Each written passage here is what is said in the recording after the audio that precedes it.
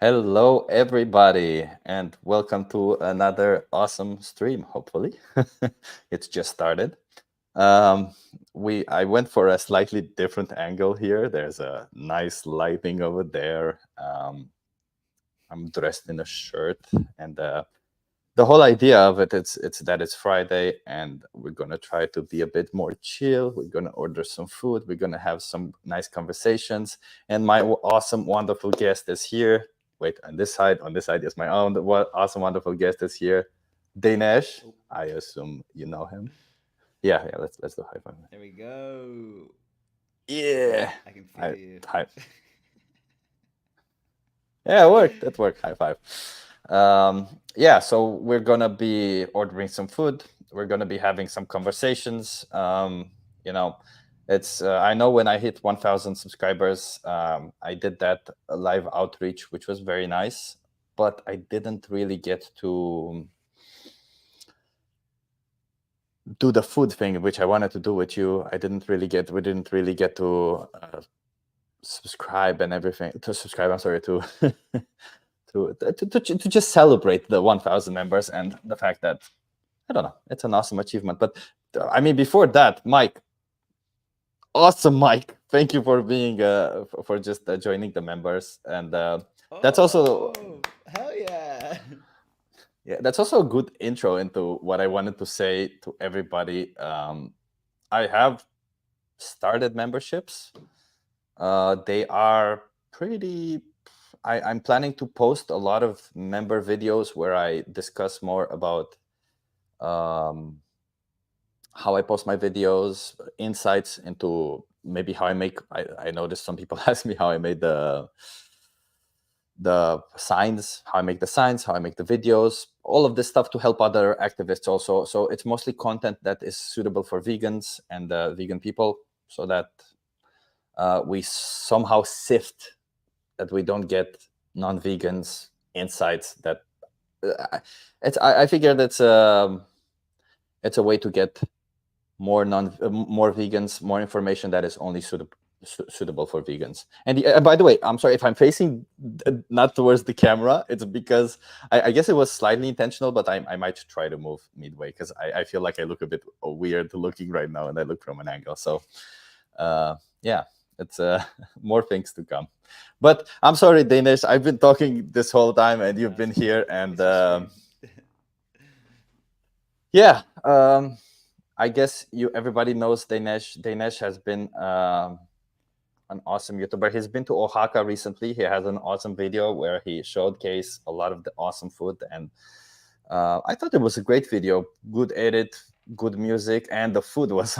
I mean, I got hungry when I watched the video, so that's a testament to how nicely it was filmed.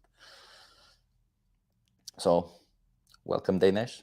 How are you? How was your evening? Yeah, well, it's starting off really well. Thank you so much for having me, Chip. And yeah, always happy to be invited on the stream.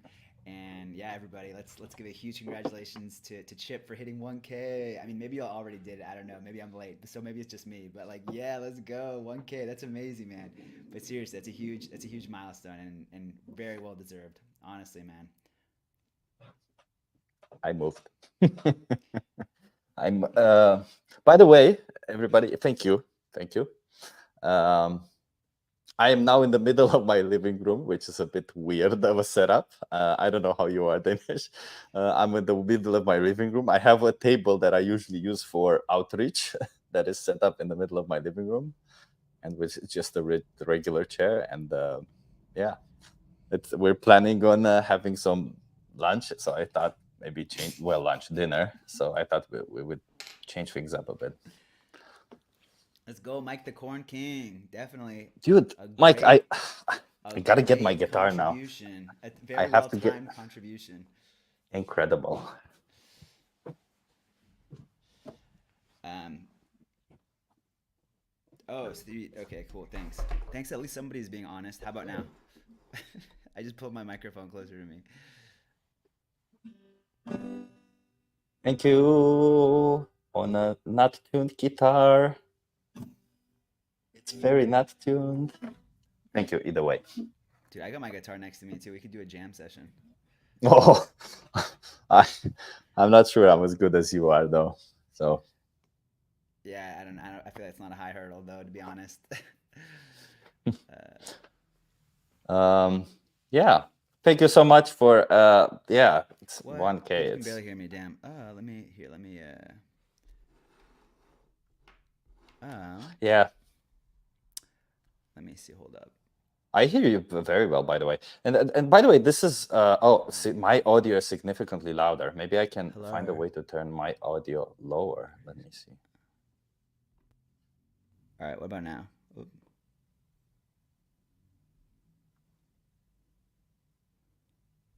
Okay, I turn my audio a bit lower. All right. I just turned my audio. I just doubled my audio. Can y'all hear me all right?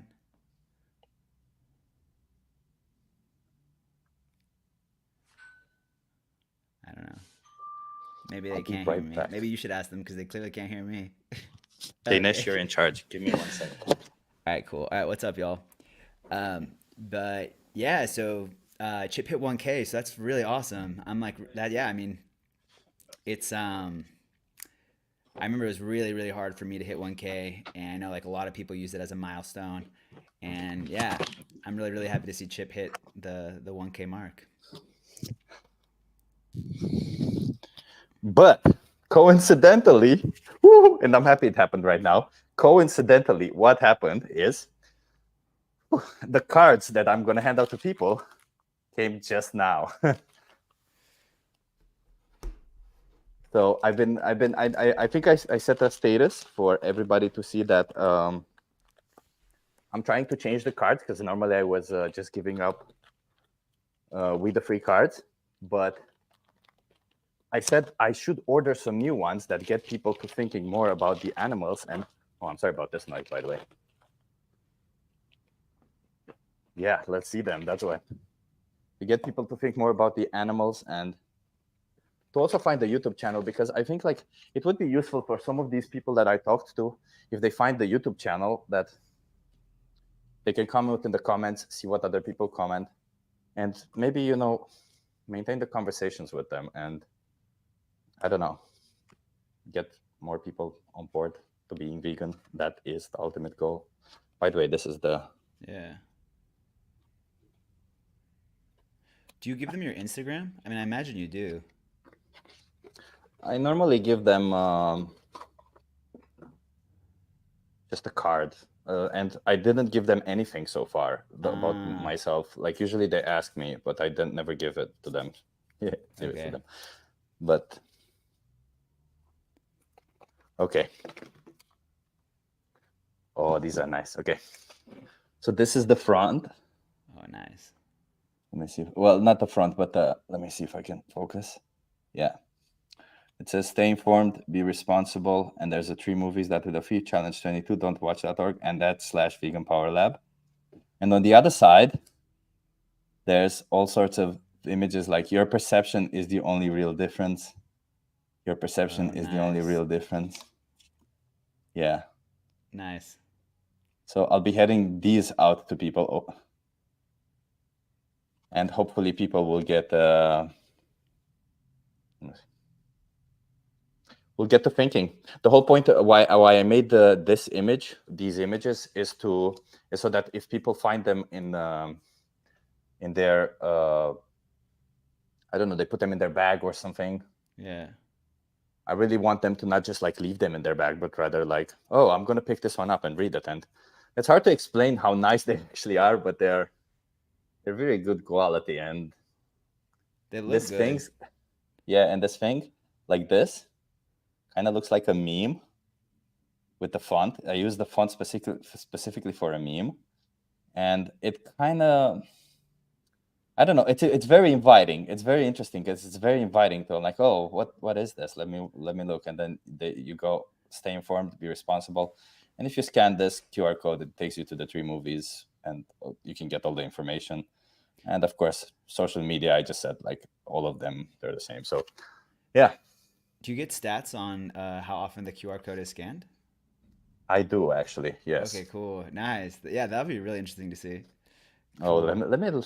let me see if I actually can find out right now. There's quite a lot of people I noticed lately who who have opened up this this exact code.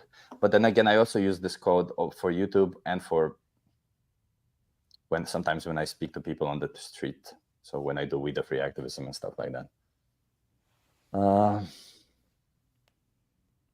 I haven't said hello to everybody, but hello, Donna. I hope I haven't missed anybody. Hello, Kinship Kind. Nice to see you. Hello, Tone. Vegan Postmortem is here. Yay. Nice. Yeah, I hope I haven't missed anybody. Oh, and of course, Lewis. Hello. Yeah, so as I was saying, by the way, yes, they are created. And now that there's more people, we will order something. We haven't ordered something. We will have a conversation until the food comes and everything. We will order some vegan food. And we were hoping that everybody could help us out with what we're going to order. But before we dive into all of that, I wanted to, now that there's more people here, I want to tell you that all of these cards, all of the resources that I make in my videos and everything, I want to make them. Oh yeah, Martin, I'm sorry if I missed you. Hello, Martin. So all of these resources, I want to make them available for my members. I want to make them available somehow only for vegan people. So I thought members is the best way. If somebody cannot afford to be a member, contact me. I'll give you free membership. It's no problem, as long as you're vegan, of course. So I really want to. I really want to offer more solutions for vegan people to post more videos, to find things easier, to give resources, give insights, all of it. So, and I thought I don't want to give this to everybody, but only the vegan people. So I said this again at the beginning of the stream, and I'll say it again now that there's more people. But you know, that's it. That's enough. Enough saying. Enough of all of this. You'll find your way, and I'll mention it in multiple other streams. So if you want to find resources like this and other resources, I'll start posting them on memberships and Patreon, which I haven't posted anything yet. So yeah, if you're this way, we kind of sift through who's vegan and who's not vegan. But anyway, I'm sorry, Dinesh. I have been a rude guest. I have invited you here, and I've been talking. No, you're good. I'm sitting here downloading delivery apps, so you're good. What options do you have in your area? So there's Deliveroo and Glovo, and I just looked up, I looked up Uber Eats. I didn't really see anything on there. So yeah, I think Chip was mentioning this, but we're gonna need y'all's help to figure out what we're gonna eat. Y'all are gonna help us pick, or we'd like it if y'all helped us pick, anyways.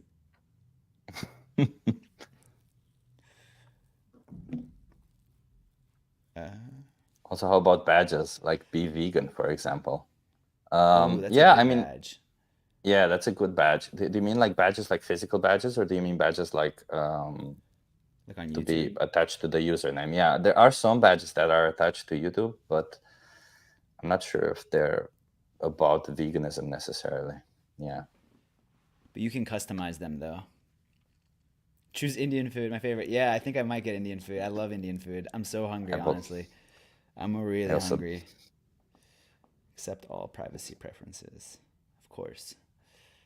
FYI, like people claiming there's no vegan options or it's hard to be vegan. It's ridiculous. I have put a filter for vegan, and I'm like, look at this. Look at how many options there. Yeah. Yeah, it's just full of options, and this is just one app. It's insane. Like everything you could possibly want is available. I'm gonna try Uber Eats too, actually. Then again, this is Amsterdam. I get it. Like there's more options, but it's just insane to believe that there's no vegan options or that you can't be vegan for some reason. I see.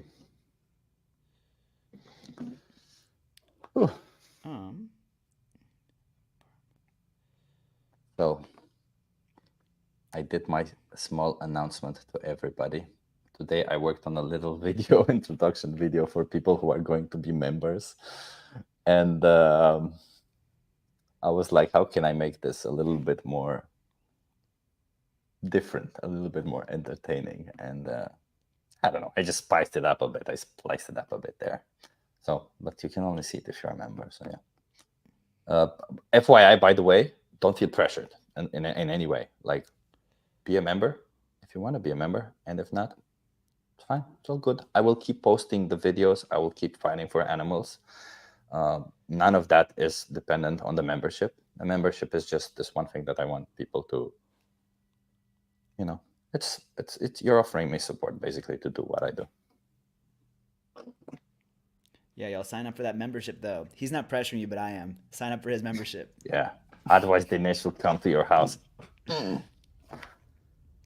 But yeah, I'm sure he puts a lot of work into the videos, and so it's nice to, it's nice to like get something out of it, or not even just like obviously we want to be able to be doing this full time, and I'm sure if you guys are supporting him, it's helping him continue to create content and getting the word out there, and it's really motivating. So Yeah, and I'll sell your memberships for you, Chip. thank you. I guess it's never easy, right, to sell these kind of stuff, is it? It's never easy to discuss about finances in general, and like, I don't know, memberships and stuff, because I don't know, I was just always taught that, you work for the money, you go to a job and the money is always like in the back. It's kind of a taboo thing for Yeah. it has been. Yeah. Well, I mean, I don't know. I kind of see it as like you're fundraising. You're going through your Series A funding for like your company, but that's how they do it. That's how companies do it. And essentially, you're your own little company, building your channel, building your social media platform, trying to reach as many people, Fair. change the world, make it a better place. So that's how I see it, anyways. Yeah. No, that's actually a very good way of seeing it, right? It is, after all, that. And honestly, my ideal thing would be to just go out on the streets every day and just speak to people and try to get as many people vegan as possible. But Totally. And I mean, the way that I see it too is like, again, like you're fundraising, but also, um, yeah, like if you don't have to worry about money, then it's just a lot easier to experiment and try different things. And, you're not nervous. You're able to, yeah, be more experimental. And, exactly. and yeah, you can dedicate all your time fully to this. The less you have to worry about bills, the more you can focus on spreading the message. And you can do crazier things, if you become like a Mr. Beast of veganism. Actually, here's an idea that I had once. Like, you could, or I don't know, like if you Mr. Beastified the way that people do activism, it could be like, I went to a restaurant and I bought everybody the vegan meal, or whatever, make like a video or something. Or, and yeah, I Like don't know. that. Or I something like like that, that. right? Or just doing stuff like I found 20 strangers on the streets and took them to vegan restaurants and got the reactions or whatever. And yeah, money helps you do that. So Let me work on my Mr. Beast voice. I found uh, I found 5 people on the street and I will get them to a vegan restaurant. Let's see what they think about. exactly. That's a cool one, actually. That's I've been thinking about what should I do for King's Day, because it's gonna be like there's gonna be a lot of people on the street, and it will be a really good day to either do some form of activism. But I would also kind of want to try a slightly different type of activism where I'm Yeah. I don't know, it's a bit more fun. Oh, by the way, I missed this. Ulf, the golden teacher. Thank you so much. You are awesome. Wolfie boy. Yeah, I mean, it's that was pretty much Mr. Beast. Thank you. Yeah, I honestly, to be honest, like Mr. Beast really captured me for a while. I was a huge fan of Mr. Beast and his content. He has really good type of content, but then something happened, and I just like, I don't know, I don't like him anymore that much. His content is a bit too. Aside from him giving fucking steaks to people for some reason, like just give out vegan food, not steaks. That's one. And two, I don't know, it's just I don't relate to it that much anymore. I don't know. How do you feel? Have you seen his latest video? I never watched Mr. Beast, to be honest. I only watched one. I've only watched like the Squid Games one. I watched the Squid Games one, and I watched the which other one did I watch? Like where he like buried himself for like a week or something, or 10 days. Oh yeah. So I don't really watch too much Mr. Beast. Yeah.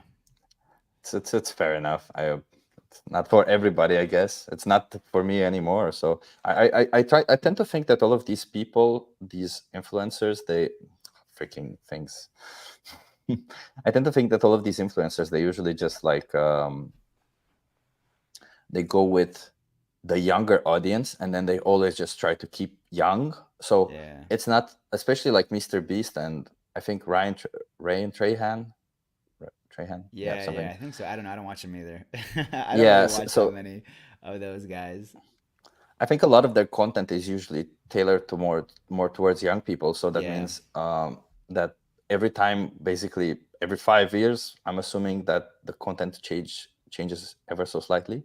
yeah, So yeah, yeah. All right. Well, I'm starving. So, do you think that we're not being I think I say totally. Actually, I since agree with that completely. Actually, yeah, I since totally practicing feel that. veganism, yeah, since practicing veganism, I can no longer enjoy content from people who are non-vegans. I think it's silly, but veganism is on my mind all the time. Yeah, I Yeah, think no, we I can feel all that. relate to that. Yeah.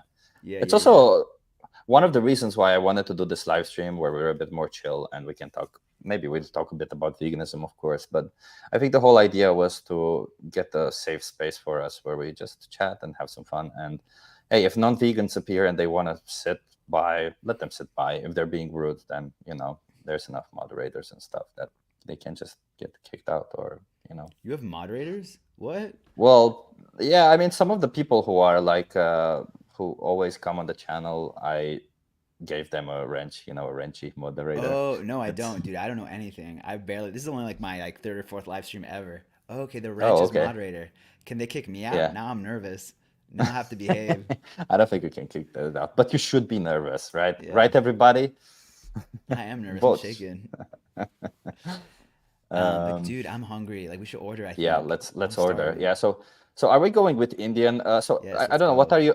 Give me what are your options? So we oh, see, Christina's making some chickpea curry. Oh, Hello, good. Christina. I'm hungry. Yeah, Christina, I'm gonna eat. I'm gonna get some dal to complement that. No, so, who is it? Was it Lewis? He recommended. Is it Lewis or Louis or Lou? I don't know. Lewis, I think. It's I, just I Lewis. think it's Okay, Lewis, cool. right? Um, because I know you comment on my videos too. So like, yeah, just wanted to say what's up. But let me see. Off topic, but I've been listening to the new Taylor Swift album all day. Dude, I heard it came I've out. been, I haven't seen it, heard it yet. I have been. Today, I did some market research for. I'm trying actually to, of course, as I said, I don't have a job, so I'm trying to diversify where I get the money from. And one of the things that I want to do is create a vegan product that I would want to sell in stores actually. And today I actually did like 3 hours of market research. And one of the market research things that I had to do was go into Google Trends and look at all the trends. And believe it or not, the number one trend worldwide, every country, is Yeah, Taylor Taylor Swift. Swift. I'm Taylor not Swift. surprised at all, actually. My friend told me about that too. Yeah, it's insane. I haven't listened to her album yet, but everybody's been talking about it, so I'm guessing it's good. Okay, real quick. Major L for Glovo. They don't even have a vegan filter. It's just a vegetarian filter. Oh, what a bad bastards. Yeah, Vegetarian filter. I know. Ugh. What does it even mean? So they probably have chicken on here. Is it at least like plant-based? Do they have maybe a plant-based option? Let me check again, but I don't think so. But Okay, yeah, so Glove's not everybody, working out so well. we need two options for food. Like, two options for food, okay? One is for Danish and one is for me. Um, just mention two options and we each get each of them. The reason why I say two options is not because I don't want to get the same thing, but rather that it would be cool to just show off a bit more different food, right? I pretty much have everything. I have Italian, I have soul food, I have salads, Mexican, definitely Indian, Lebanese, burgers, Oh, that sounds good. whatever. Yeah, whatever it is, there is. Christina says pizza and Chinese. Pizza and Damn you, Chinese. Christina, trying to get me. Okay, well, I don't even know what my options are. This is my first time ordering. This is my first time like ordering online. So, or here in Milan, which is where I live now. Make it something with corn. I like the challenge. I like the challenge. I'm in Milan. I'm in Milan. So yeah. Ablisha, I hope I'm Abilash. Does seitan taste just like meat? Seitan doesn't really have a taste of its own. Seitan is usually like it's just gluten. That's what seitan is, and they can it can take the taste of anything you make. The beautiful thing about seitan is the texture. A lot of the times it does resemble the texture of meat. So in that sense, a lot of the salamis are made from seitan and stuff like that. Seitan is a meaty pancake. Bye, Ulf. Thank you for joining, and I hope you'll join again later or something. So thank you for being there. Christina says she loves seitan. Yeah. That sounds dark. Unless That they've been sounds saying dark. bye. Unless they've been saying bye, I didn't see it. Unless that's what he meant. That's what they meant. But yeah, I should get a Danish. I don't know what my options are though. Honestly, here so I'm just kind of looking. I do have flour burger. I found the Oh, I flour see. burger on here, so that's a safe one. Oh yeah, because it's I thought I would have like a better. Yeah, why don't here, why don't you I don't know, why don't you go first because I'm still working on even just finding out what my options are. hey Vishal.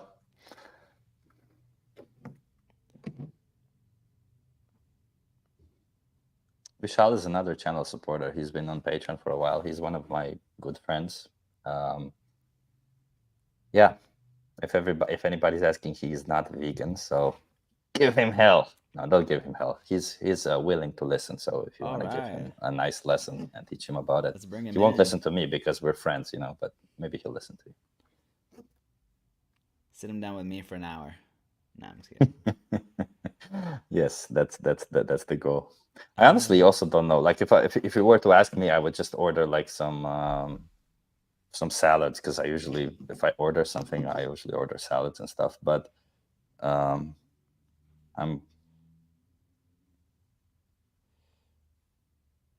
you know what? I'm actually gonna go with something that I can add corn to, just for my awesome corn king Mike.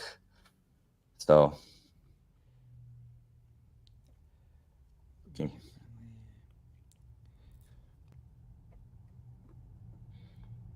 Never had seitan. My protein sources are tofu, tempeh, beans, lentils.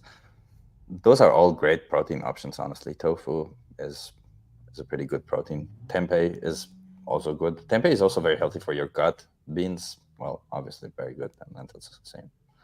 I actually never had. I almost never have seitan either. Actually, only when I eat out when they use it for like a chicken patty or something. Hmm. So that's the I only have time that I have seitan. Yeah, I usually have Satan when I Satan, hell hail Satan. I usually have Satan when I go to when I get salami or stuff like that because they're usually made. But when I buy them from the supermarket, okay, you can never go wrong with corn. Corn is popping. It has the juice and anything else you want it to be. Hell yeah. Okay, I'm gonna order the corn. Wait, so what do you mean by you're ordering the corn? Like Q, like with the Q, or? So there's a nice restaurant here that you can order from. That's like it's got basically you choose a size, you choose a base, and this time I choose mixed garden salad. And then you can choose supplements and stuff and protein. And the protein it's got a thing called tempeh. Wait, I'll tell everybody exactly what it is if I can find it because I'm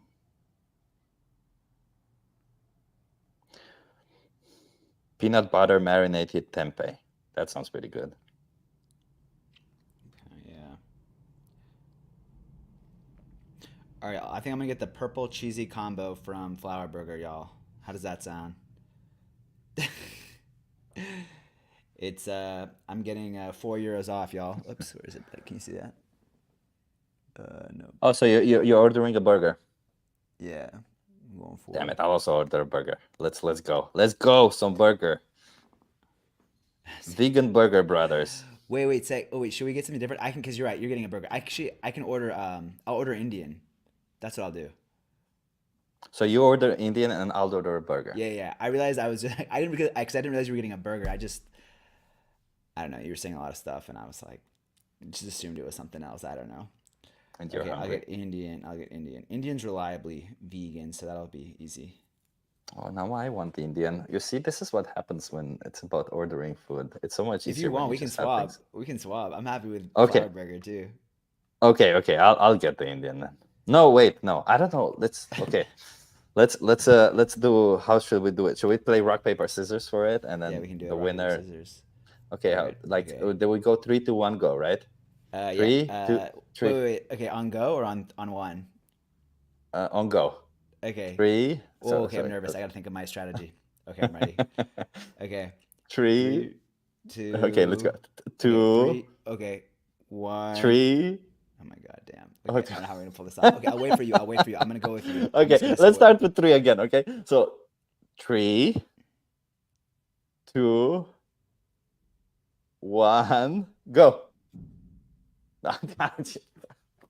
It's okay. It's fine. It's fine. It's fine. It's fine. Okay. Now, okay. Yeah, I guess I'll get flour burger. That was such a miss on my hand. You go with flour burger? Are you sure? Actually, now I'm gonna get in. Yeah, you're right. I'm not sure. I'm gonna get Indian, and that's final. I'm gonna get Indian, and that's final. Fine. Get All right, Indian. cool. Mm. Now I just got to figure out what I'm gonna get. I didn't realize Okay. Justin was in the chat. Is he still in the chat? I hope so. Yes. All right. What's up, Justin? Hey, I'm a bit yeah, it's I by the way, Justin, I love your videos. They're so informative and so useful, and yeah, it's always nice to see. Always nice to see. I actually would like to meet you sometime and have some conversations with you, because I think your insights into how you do activism might actually be super, super nice to, I don't know, to chat about. I think you have really good values. You're a chill person and everything. I like you. Okay, so I'm just going to order from a restaurant that's fully vegan, so that we support a fully vegan restaurant. And it's basically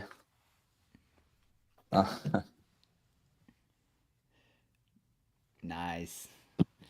Getting the praise from happy. Justin. That Yeah, Justin praise though. I'm already ultra happy. So Go ahead. I'm just ordering from a soul food thing that's a fully vegan, that's like comfort food, and I have options between miso salad, kimchi fried rice, cheesy burger, and ben noodles. So everybody, please help me pick. I will just pick it. So there's noodles, which is apparently like some interesting looking noodles. There's burgers. There's fried rice, kimchi fried rice. There's a miso salad. And yeah, that's about it. It doesn't have a lot of options, and just another form of a burger. So if not, I'll choose. I'll just give it some time if somebody wants to tell me what to pick. Does anybody, okay, on the side note, does anybody use Deliveroo and know if you can like filter by, oh no, it's Glovo. Yes. If anybody can figure out, because the interface isn't great. Like I can't figure out if it's vegan or what. Martin says fried rice and burger. Martin, I will choose the fried rice and burger. I don't think I can eat all of it, but I'll eat some more tomorrow, right?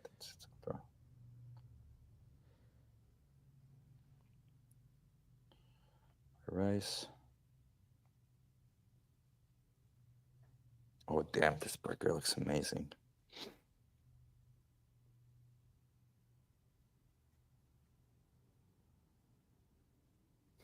You guys playing Magic the Gathering?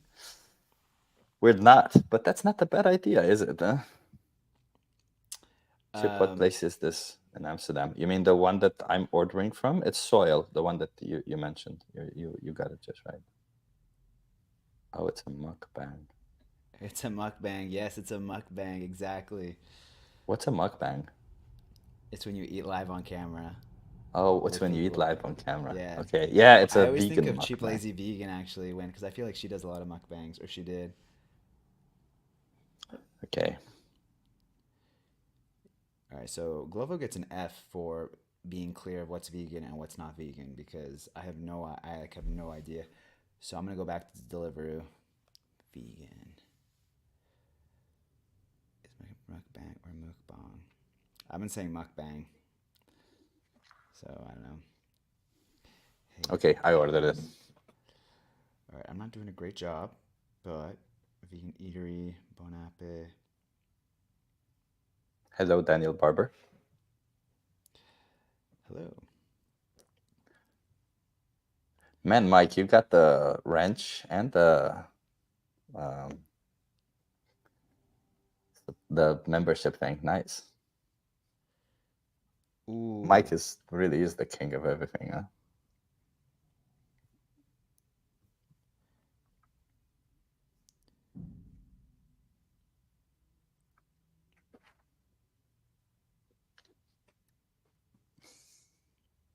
Y'all, I think I'm gonna get this vegan pizza. What do y'all think of this? Yeah, get the vegan pizza. That looks good. Here we go. Look. Come on, focus. Can you guys see it's called La Vegana? It's got some corn on it also, huh? Yeah, I think I'm gonna get this. This is the only way I can be sure. Yeah, because it's not clear. I'm not getting anything on that's saying supplemento prosciutto. See, that's not even. See, now it's saying, do I want to add prosciutto? And I'm like, oh god. All right, but just by itself, it should be fine. Tomorrow, so I can hardly wait to use these cards, by the way. So on Sunday, I'm probably going to go and use these cards. Normally, I go the whole weekend and I do activism. But this weekend is a bit different because tomorrow I will go see Melanie Joy. Um, Oh, no way. yeah, she's coming to Netherlands, and some friends organized with a car, and we're gonna go drive there and see her. I got some tickets and everything, and That it'll be pretty cool. that Yeah. is awesome. Honestly, I don't know a lot about Melanie Joy, so for me, I don't know her a lot um, either.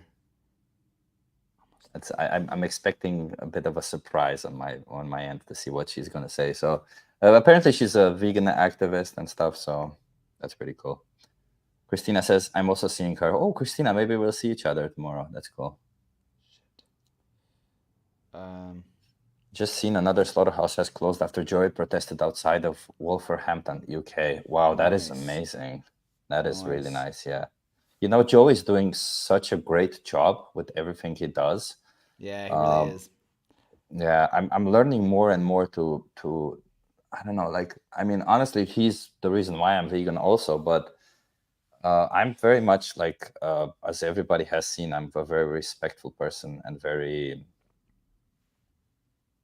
a bit calmer when it comes to talking to people on the street and stuff like that. And I've been thinking that it would be nice that I become a bit more intense and I really tell people what's what. So that would be cool if you ask me. Like to because I really appreciate his activism style. I really appreciate him telling people directly to their face. He also has a lot of experience, right? He can also read people very fast. Like I have seen him just get lit like instantly, and I don't mean lit as in "ooh yeah we're gonna smoke," but I mean lit as in like instantly become knowing what this person is gonna, which excuses they're gonna use. So a lot of the times, yeah, he's he guesses people right, and he does just right. Like if a person will not turn vegan, it's or if the person is reluctant to turn vegan, sometimes they need a push from a person that's like more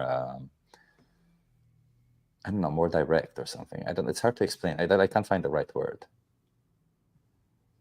You are calm like Ed, Chip. Yeah, I mean Ed has been my go-to person that I kind of wanted to be like, and I guess that's my natural state of being calm usually.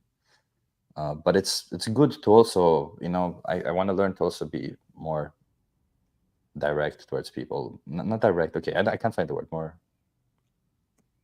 I don't know. What is the word that I'm looking for, Danish? You want to be? Let me think. I don't know either. I don't know what the word you're looking for is. You want to be? You want to hold people more accountable? You want to be more? So if you subscribe, so if you take Ed, Earthling Ed, and subtract Joey, or subtract from Joey, you subtract Ed, what do you get? Yeah, Satan inside says assertive. Yeah, maybe assertive, but Assertive. By the way, y'all, I got my pizza. I ordered my pizza. It's coming in. It says it's coming like from 8:05 to 8:20. So like, how about yours, Chip? oh yeah, that's a All right, good let's point. get Let some me try. grub. All right, now I'm ready. Now I'm ready to chill. Now I'm ready to hang out. Yeah, same for me. Same for me. 2020 says Authentic is the word. Yeah, authentic is the word you're looking for. authentic. Old styles work. Don't change who you are. Thank you, Lizzie. Okay, maybe I won't. I don't know. We'll see. I just really want to emphasize people's that they're responsible for what they're doing, right? Yeah. Anyway, I think I kind of veer on that side as well, to be honest. I mean, I don't know. I guess it's. I've been all over Hunter references. I talked about this last time, and Christina called me out, but I swear it's vegan. But everyone has like their own unique abilities, and so if you're not very good at being assertive naturally, then I don't know, maybe it's not. Well, I don't know. I'm not saying you shouldn't try it, but everyone's like naturally good at certain things, and probably Earthling fair or probably enough. Ed's just like more naturally chill, and Joey's more naturally confrontational. Might have been the word you were looking for, actually. That's a very good word. Yeah. Confrontational is a very good word. Yeah. And yeah, I don't know. At least in my experience, talking to people calmly it works for me. Well, works. It works to the extent of talking to someone about veganism works. Um, Not very well usually, but yeah. Okay. Mr. Danish, I actually have Dini. some questions that I have saved for you. Okay, cool. Um, let's go with the easy ones first, just to warm up, to get a Okay, little bit of. let's do it. Okay, are you a coffee person or a tea person? Ooh, that's a really relevant question because I am a coffee person who has started to drink more green tea after reading or while reading How Not to Age by Dr. Michael Greger. You can find an affiliate link to that book in the description of my latest YouTube video. I'm just kidding about that. That's not true. But I highly do recommend that everybody check out How Not to Age. It's a pretty good book. How Not to Age is better than How Not to Diet. I think How Not to Diet was the heaviest one. How Not to Die is the best one. I think How Not to Age is the second best, and How Not to Diet is the third best in terms of ability to like read the book and digest the book. Because How Not to Diet read like a textbook. Like I got through it, but it was tough. But it was really good. It was good though. I fear there's a lot of pseudoscience in it. That Wait, in Dr. Greger's book? I have no clue. I don't know who Dr. Greger is. I'm sorry. Oh well, you're in for a treat. Nah, Dr. Michael Greger's like my favorite plant-based doctor, and he's the guy who Hmm. runs nutritionfacts.org. Oh, You okay. must have Well, seen maybe this then guy. not. You must have I seen must him, have and seen. he's Let me. I don't, yeah, he has a very particular like he's just Oh, I have seen him. Yes, he's yes. Okay, I extremely know well, him. yeah, and Yeah. he's always doing research and putting out stuff like the latest or like I don't know like what is it called, aggregating all the studies and putting out his findings and stuff, and it's cool because he's Chip really is a new vegan. Exactly. I'm like, you don't know Dr. Greger. Now you're gonna tell me you don't know Dr. Neil Barnard. You don't know them. You don't know Stop Dr. saying Clapper. names. You don't Stop know saying Dr. names. Wait, who is it? You don't know Dr. Esselstyn? Come on, man. Come on. I don't. So the thing with me is I don't. First of all, I'm not very good at names, so I will forget names. And secondly, I don't really cling to authority that much, right? I do respect some people in a lot of fields a lot, but I don't always. I still fact check whenever Like somebody you're says something. rebellious, totally.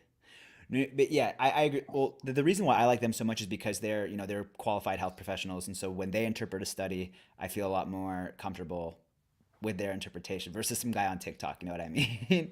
That's a very good point. Yeah. So yeah, I think it's a lot better. And yeah, that's another thing that I really appreciate about them. They usually always cite every single thing that they say, especially Dr. Greger. I mean, Dr. Greger's books have like literally, I think 50% of the book is citations.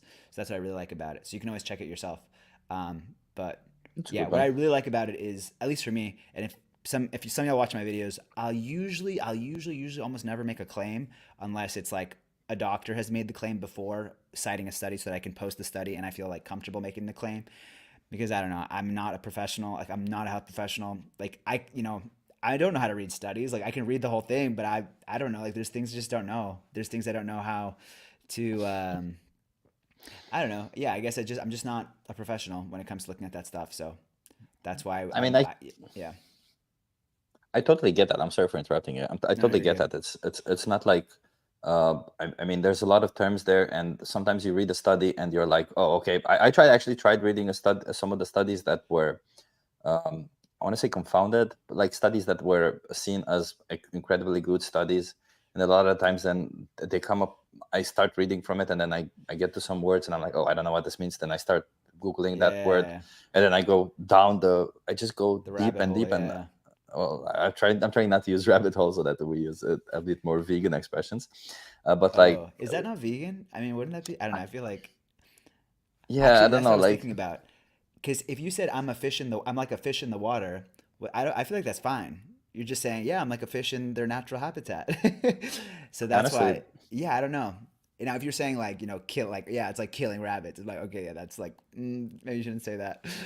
But yeah, or like the elephant in the room. I feel like that's vegan, right?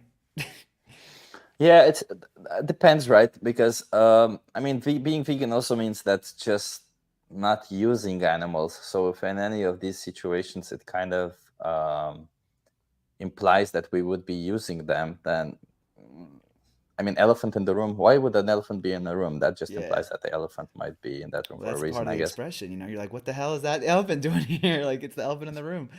But no, but it's a good point. I see what you're saying. I agree. I think when I it don't comes know. I to don't know. Yeah, I think it comes to when like objectifying animals. I think yeah, the clear ones that are like kicking a dead horse. That one's like, oh, maybe we shouldn't say that one. Or like killing two that's birds with bad. one stone. I'm like, maybe we shouldn't say that one either. But I think things like yeah, I always kind of double check and I think, oh, is it objectifying an animal or just uh, if it's objectifying an animal, then I'll not say it or not talking about hurting an animal or harming an animal. But if it's something like yeah, like I think like a fish in the water or not the expression. Yeah, exactly. That one's definitely not vegan. But yeah, or like elephant in the room too. I think yeah, it's because it's just talking to how the very obvious thing that is wrong in the room. So Fair. is it vegan to go on a And safari? Yeah, definitely. I I think would say definitely. I would say safaris are amongst the few things that are vegan, but you should look into it because it depends, right? There are safaris that aren't actually the animals aren't actually free, but rather they're Yeah. just encapsulated in a place, and they call it a safari because you go in a car or something and you just visit them. So it's still a zoo, but you're in a car, and they call it a safari. So safaris can be iffy, so be careful with that. But scuba diving, yeah, if you scuba dive in the ocean, that's theoretically vegan as long as you don't mess with any of the animals there. You just let them be, right? Yeah, I agree with that take. I agree with that take. Um, Uh, okay, so we started from coffee or tea. So you said yeah, you so used to be a I'm coffee and now starting to you're drink a some tea more person. tea. In the afternoon, I try to drink tea. Nice. Like green tea, you mean? Yes, green tea. Yes, tone exactly. I agree. I think like yeah, that's why I think rabbit hole would be fine. But what was I Okay. saying? But yeah, so I've been starting to drink green tea because he really recommends green tea a lot for the antioxidant properties. Using fish for entertainment, and there will naturally be unintended consequences. So I think, so I've been scuba diving, and maybe you also have walking away from Omelas. So let me know if your experience is different. But for mine, it's just kind of like observing. You're just kind of going and you're observing and you're chilling. Um, so because you're definitely not supposed to interact with the fish. Like they definitely say you're not supposed to do that. Um, down the glory hole is more the vegan thing to say. I don't, I don't know if down the glory hole is relevant. Anyway, sweetened or unsweetened? um, unsweetened, obviously. Yeah, definitely unsweetened. Definitely Same, unsweetened. same. Because also if you drink, because then you can't even enjoy it if it because when you drink it sweetened, then you get used to it being sweetened, and then you can't even enjoy it if someone ever gives you an unsweetened one, and I feel like when I drink unsweetened soy milk, for example, I eventually like taste like it eventually becomes sweet. Am I crazy? Like you taste the flavor, and then if it's No, no, but no, if you're you right. but You're if you right. have the sweetness, then it goes away. Completely agree with that. Yeah, that's a good, relevant statement. Okay. What did you want to grow up when you were a child? Doctor You for grew up to be. sure. For sure. Everybody wants to be a doctor. No, I feel like a lot of kids want to be doctors. I definitely wanted to be a doctor when I was a kid. I was really a kid. I would just say that. I want to help people. That's what I always said. Um, yeah, like I want to help people. And why And didn't you go then into medicine? why didn't I go into medicine? Because I Yeah. started to take science courses in college, and I was like, what? No, but the reality is so in college I got into this. I was in this. I so when I was deciding on colleges, it was I wanted to do pre med. I definitely wanted to be a doctor when I was getting into college or when I was in high school. And then when I was looking at the colleges, I there was one program that I got into that was like a business program. Instead, it was like a business and international studies program, and it seemed really cool, like a really cool opportunity, but it wasn't science based.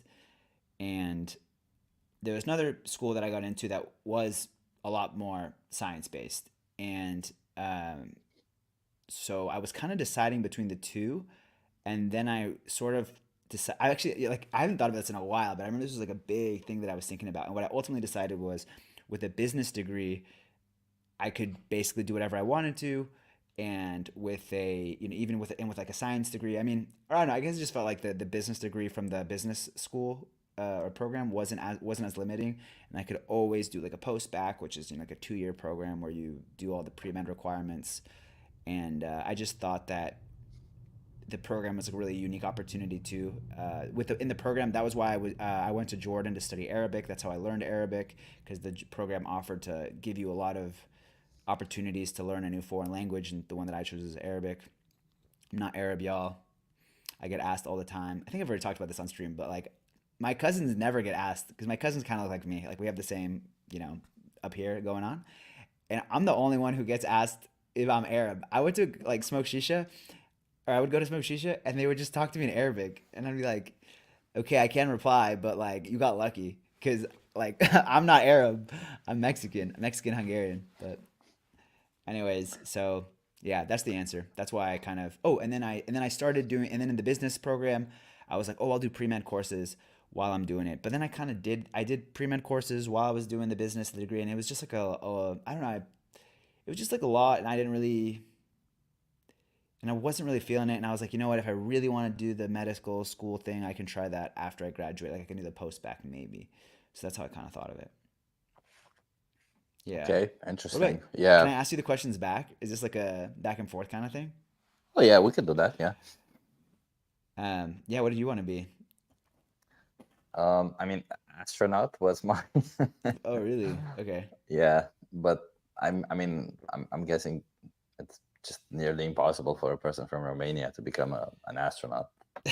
So, I guess so. so I guess so. yeah, Yeah. it's so that wasn't necessarily something that turned out to be good. But then I wanted multiple things, right? Astronaut. And one of the biggest things that I wanted to be was an actor or director or stuff like that. I really yeah, enjoyed Cool. making movies. Cool. Cool. Cool. Yes, I saw that question. Lewis asks, Yes. "Have you ever been to Hungary?" Yeah, I'm actually like always in Hungary. Actually, I'm like, yeah, I'm always in Hungary. So I have. It's awesome. So my name is Hungarian completely actually. Um, so that's why I made like a video about it once. But basically, so my name is spelled Denes. And then and then in Hungarian, the S's are always shuz. So the last S in my name would be a sh, and then the first E on my name has an accent. And in Hungarian, that makes for like a long A sound. So we put that together, so it's de nesh. Ghetto is Hungarian. Interesting. Yeah, yeah. I've actually, I'm not like not saying I know all the Hungarian names, but I haven't seen that one. I haven't seen that one before. So that's cool. I'll pay more attention the next time I'm there. It's cool. That's Yeah. cool. Yeah, I had a Hungarian girlfriend at some point. That's uh, That's the Romanian in you. That's the Romanian in me. Yeah, Romania and Hungary are very close together, so it happens that you mingle. Well, uh, so I didn't know this about Hungary. It's like totally has nothing to do with veganism, but there's a lot of the bordering countries of Hungary actually have Hungarian populations. That I mean, you probably know that because I've met Hungarians from Romania and from Slovakia, from Ukraine. They speak like a different dialect of Hungarian almost because of the remnants of the old Austro-Hungarian Empire, I guess. yeah, Maybe not the empire, but definitely like a larger Hungary. And yeah, those populations still exist, and it's interesting like political dynamic. yeah, I see what you mean. Yeah, it does. It is different. Like in Romania, split in counties, and there's one county in Romania that is 90% Hungarians or something like that. It's Yeah, I'm insane. not surprised at all. Yeah, yeah, yeah. They're straight up. They're Yeah, like Hungarian. Yeah, yeah, yeah. yeah, And they a lot exactly. of the times Everybody, they go even to Hungary and stuff. Yeah. yeah, if you go there, everybody speaks Hungarian, and it's like even in Romania we have beggars. There's these people who like hand out like this, and they're like, Yeah. "Give me money" on the street, and even those people say it in Hungarian. Oh, yeah. Okay. So people Yeah, yeah. expect you to be Hungarian there, not Romanian. My parents actually live there now, and they're kind of annoyed because they don't speak English very well, and neither they speak Hungarian. But They don't speak Romanian there. Actually, I wasn't sure if they would speak. I feel like the people who I've spoken to who are like Hungarian living outside of Hungary, I feel like they usually also speak the country's language. But they do speak Romanian. Yeah, they do. It's just that the initial language they try speaking is Hungarian. So I guess that kind of not doesn't sit well with some people or something. I don't know. It's not.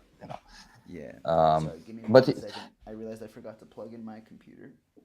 yeah, no worries. I also did not plug in my computer, so I will also have to plug in my computer in soon. But speaking of Hungarian, just remember that I had a Hungarian girlfriend, and it's a What funny was her little name? story. I mean, actually, her name, she was half Romanian, half Hungarian. Her name was Christina, but um, the funny thing was that she actually became vegan while we were together. Were you vegan? And say it again. Were you vegan? I wasn't vegan. No, I was actually Oh. at that time. I was actually pretty much almost carnivore. I was almost carnivore in that time, so it was a huge discrepancy from us. And maybe this is kind of a learning story to for us as vegans to see just what a weird thing it was. Because I remember when she came home and she said she's vegan, she would actually do the cooking. Nowadays, I cook, and I'm usually in a relationship who cooks. But back then, I wasn't a person who cooks. And she would come home and she started cooking vegan dishes, like she would use soy chunks and stuff like that, and I would be like, yeah, tastes normal, tastes just nice, right, just fine. But I felt so annoyed because whenever we would go out back then, there weren't a lot of options in Romania with vegan options and stuff, and Yeah. I just felt so annoyed by the fact that she chose to be vegan. I never really understood why she chose to be vegan.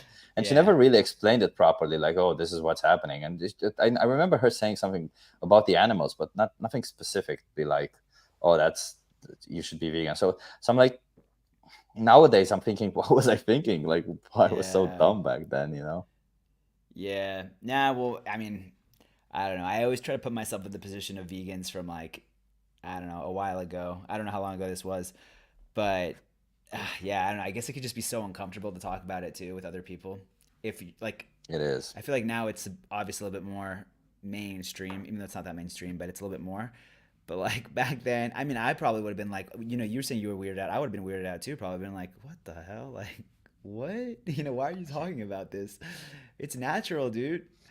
So I would have said. I don't know what I would have said, but yeah. So I can just imagine that, like people who've been vegan for like 20 years. I'm like, dude, what was it like? Like people like when you said you were vegan, like did you talk about it? Like what did people must have looked at you crazy. Yeah, I don't think it was easy. It wasn't easy for us then, and it wasn't easy afterwards also. It was just difficult to it was just especially again in Romania. Like I imagine maybe in other countries it was a bit easier, but in Romania, no, it was not easy. Although Romania is a pretty religious country, and The Lent, fasting, right? Yeah, I knew the you were gonna say fasting, that. yeah, the fasting is done basically people are vegan when they fast. They're What? vegan. They're plant-based. I'm sorry. They're plant-based when they Sorry. fast. Sorry, that reaction was to Lewis. What the fuck? That's crazy. 32 years vegan. Yeah, Damn, legend. Damn, legend. that is amazing, Lewis. That is freaking amazing. Yeah. By the way, I in think reply, Martin also has some good numbers, right, Martin? I don't know. by the way, I got a couple things to say. One, my food's here, so I'm gonna go down and get it real quick. 4 minutes, And mine. So go. okay, great, so perfect. And two, yeah, Lewis, it's doyash, and that means egg, and it's spelled Tojas. Exactly, the S is a sh. Anyways, all right, cool. I'm gonna go grab my grub, and I'll see you guys in a second. Yeah. Oops. Meanwhile, maybe I can deal with this lighting a bit because I really don't like the lighting and I keep messing with it while we talk. Cool. Yeah, I'll be right down. Okay, see you in a second. Not liking this more. Shall we choose a Savannah sunset?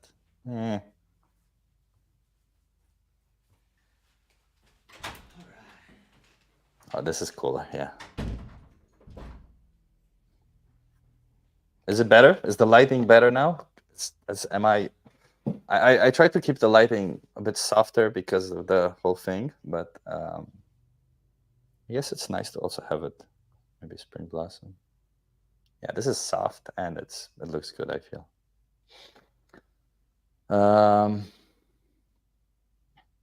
Martin, vegan 9 years and before that vegetarian for 40 years.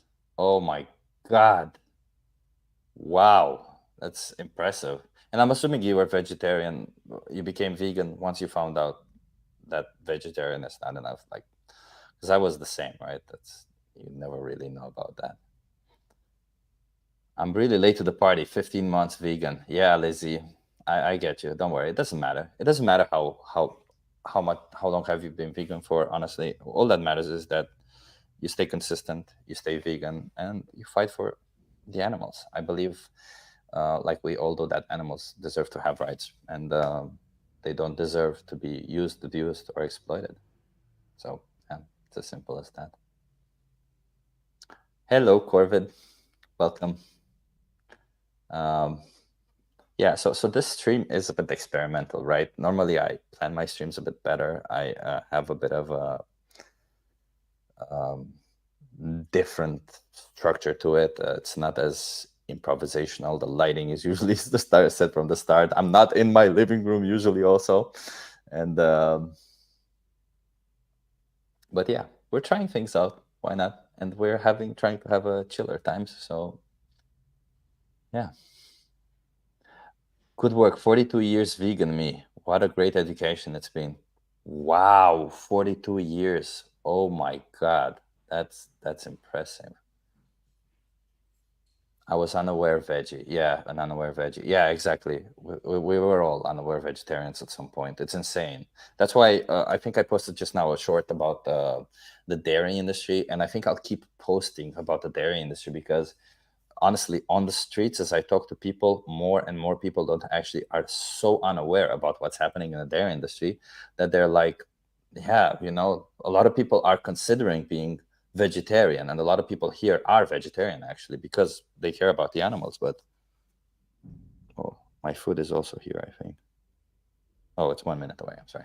Yeah, they're trying to be vegetarian, especially because they care about animals, but it's not enough. A lot of people aren't aware that it's enough. So that's one of those things that I really want people to be aware. So Mike, almost 4.5 years vegan for me. Oh my God, Mike, that's awesome. Yeah, I'm 2 years and something. I haven't calculated. I don't know. A lot of people calculate it. I haven't really calculated. For me, it's 2 years, a couple of months. I feel like at the beginning of my vegan journey, I said journey, I'm sorry. At the beginning of my veganism,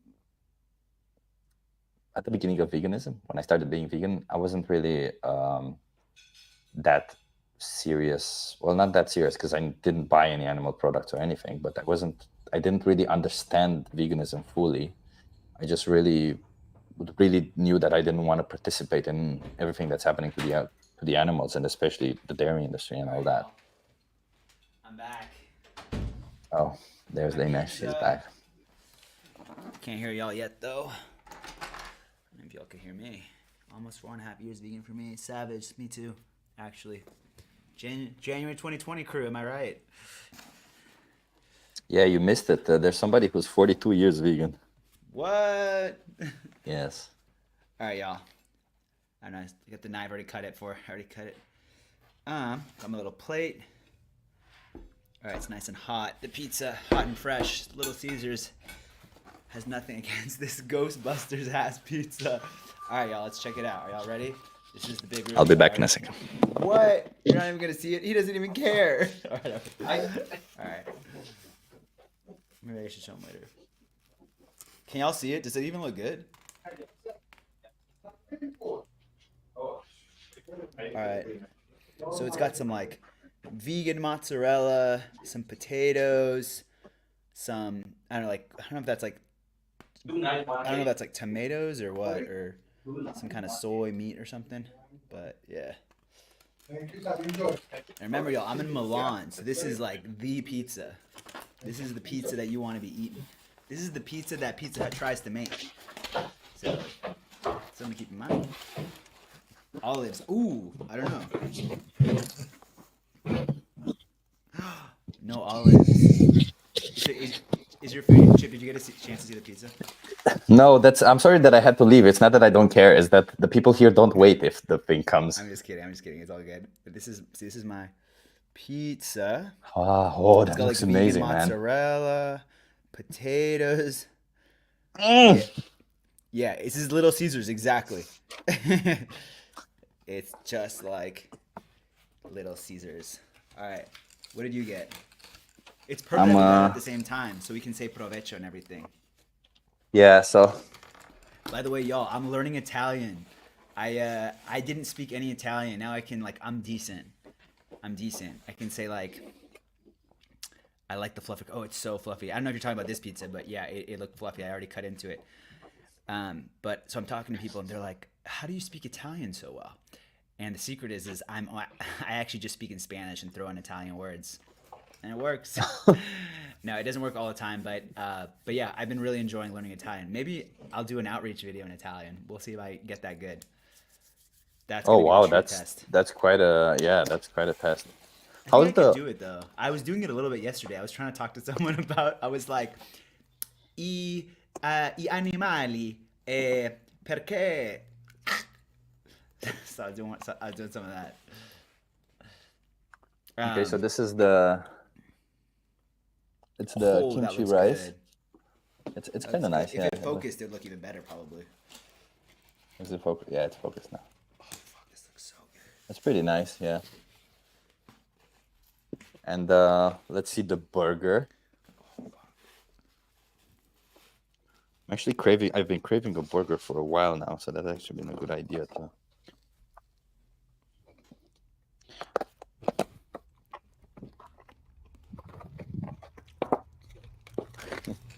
It's wrapped and everything.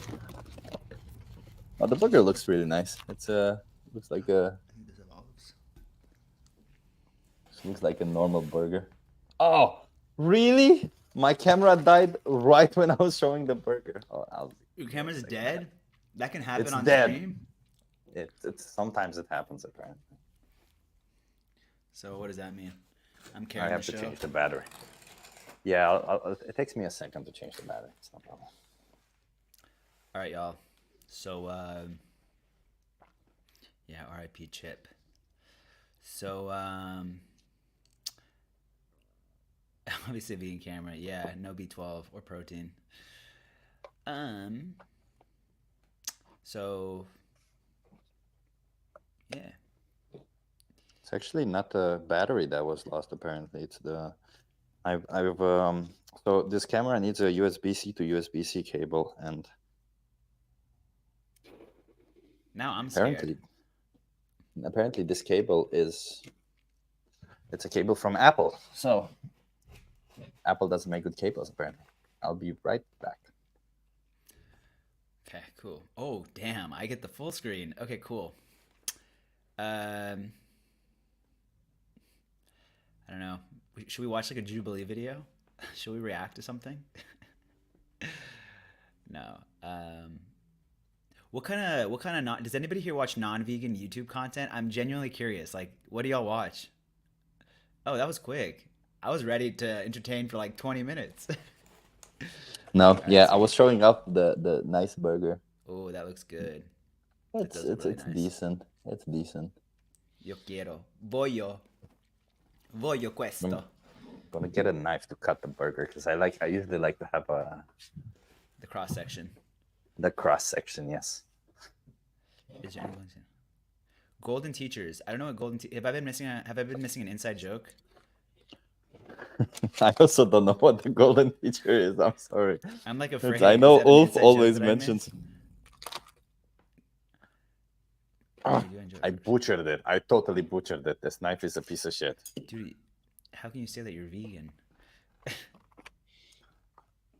It looks pretty decent. I'm just kidding. Oh, it's not really in focus, but I know it's tough. I'll be All right, back. well, dang it.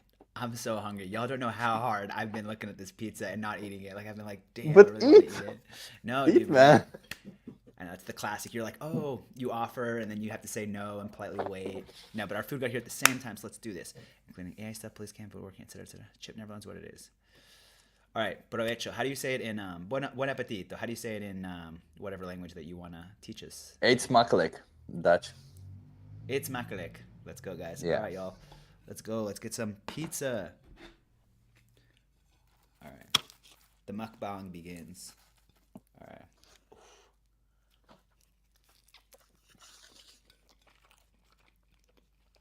By the way, I hope you can't hear me chew too much because not sure how. I think people like the ASMR though. Does It's anybody pretty here good. speak a different language besides English? Anyone in the chat?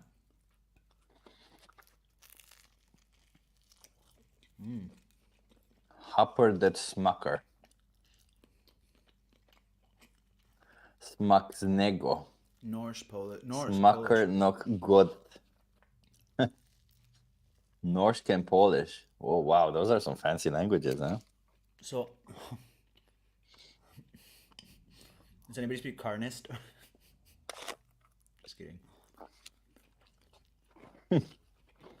We all probably are fluent though.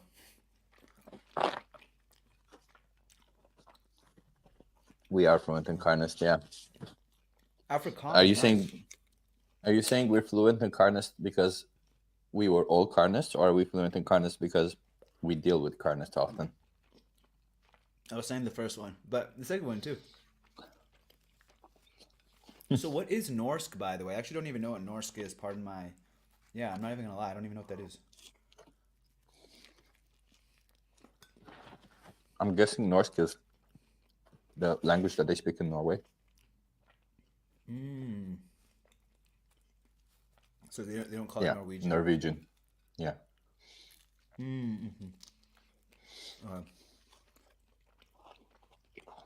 By the way, how are you finding Italy so far? In terms of my social I don't know, life? food, social life. Like, is it easy to be vegan in Italy? Is it easier than it was in Hungary?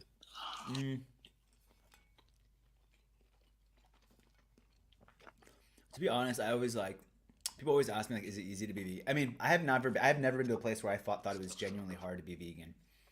So I know it's because I cook for myself a lot. I don't know. People always like, oh, is it hard? And I'm like, dude, you can always get like bread and rice, dude. Like vegetables, man. Like it's always, you can always do it.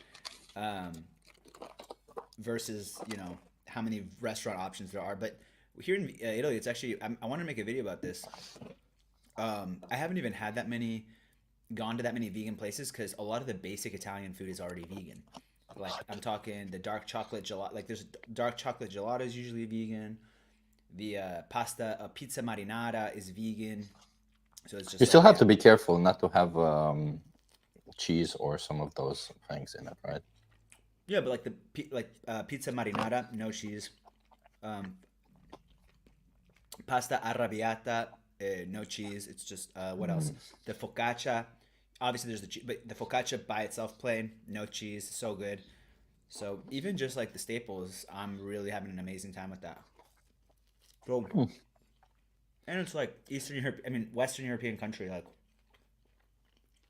mm, mm. In the supermarkets, Yeah. you can find all sorts of stuff. Like I found like a, you know, you can always find really good stuff in like the bio stores or the bio stores, and they have like all this different stuff. They have like the tofu, the fancier stuff, like more specialty items. Otherwise, I can just make do with hummus and beans, honestly, and pasta. I've been eating pasta every day, actually. Yeah, I'm guessing that's also really good pasta, right? Because in Italy they had really good pasta, I remember. Making it yourself at home or like ordering? Right. Hmm. No, I'm no, I just buy like the Berea, which is probably maybe that's not the best one to be buying, but I'm like if they buy it, that's got to be good. But maybe I'll look at some oops, some other right. Maybe I'll look at some other options, like a more yeah. Maybe I will look at other options. It's a good takeaway from this call. But and then this week is Milan Design Week. And tell everybody who you're gonna see this week. Oh yeah, no, I've been waiting for you to ask me. All right, y'all. So yeah, Earthling Ed is coming tomorrow, or no, on Sunday and on Monday, and you know your boy's gonna be there, and I'm gonna try to. Yeah, I signed up for the event and everything, and so because I'm really excited because he launched his book in Italian. I don't know why, very random, I think. He launched it because he launched it in French, and then Italian. I'm like, why would you launch it in Italian? Like, you'd think he'd do like like why is that the next one? You'd think it'd be Spanish or German or I mean, what countries speak Italy? Italians, all right, one and a half, one and a quarter, like Italy and Switzerland. Correct me, y'all, if y'all know another country that speaks Italian that I don't know about. Chip, do you know? Anyways, the point is I I was don't. surprised, but so he's coming to Milan, and he was actually already in what is it called? Turin on earlier this week, and he's probably in Milan right now. Like I've been looking around, I've been looking for him. I've been like,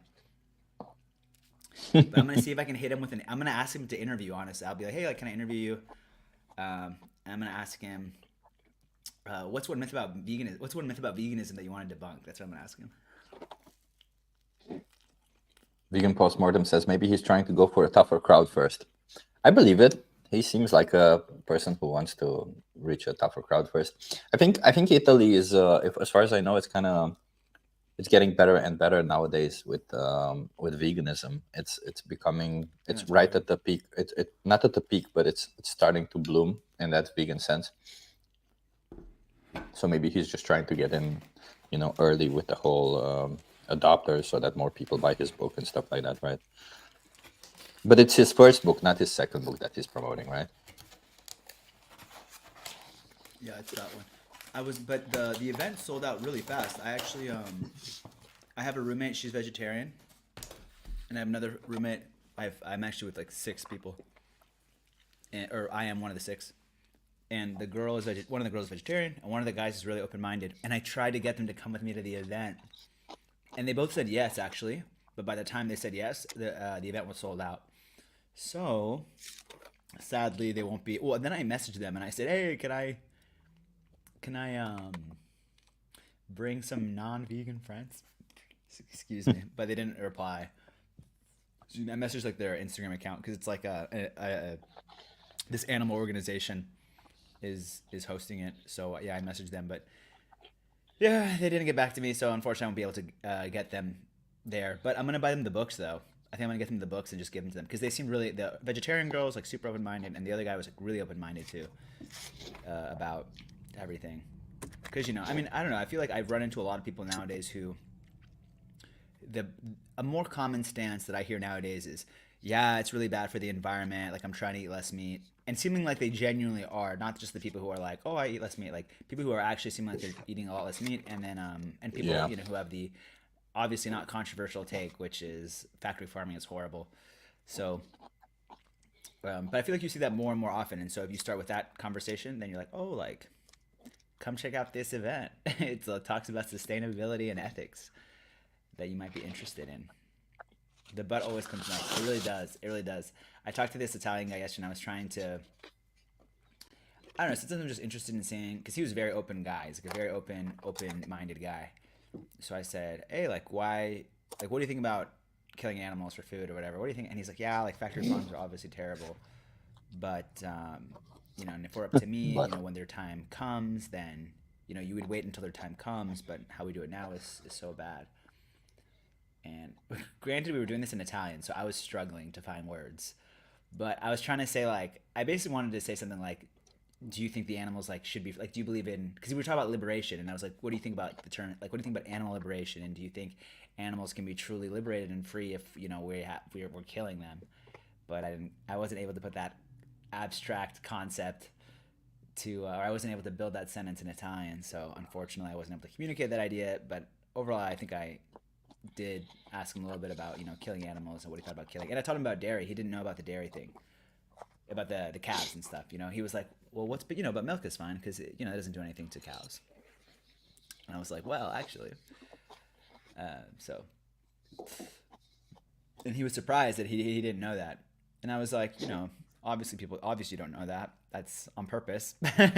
That's on purpose. That's part of the plan. yeah, It's I a feature, not a bug.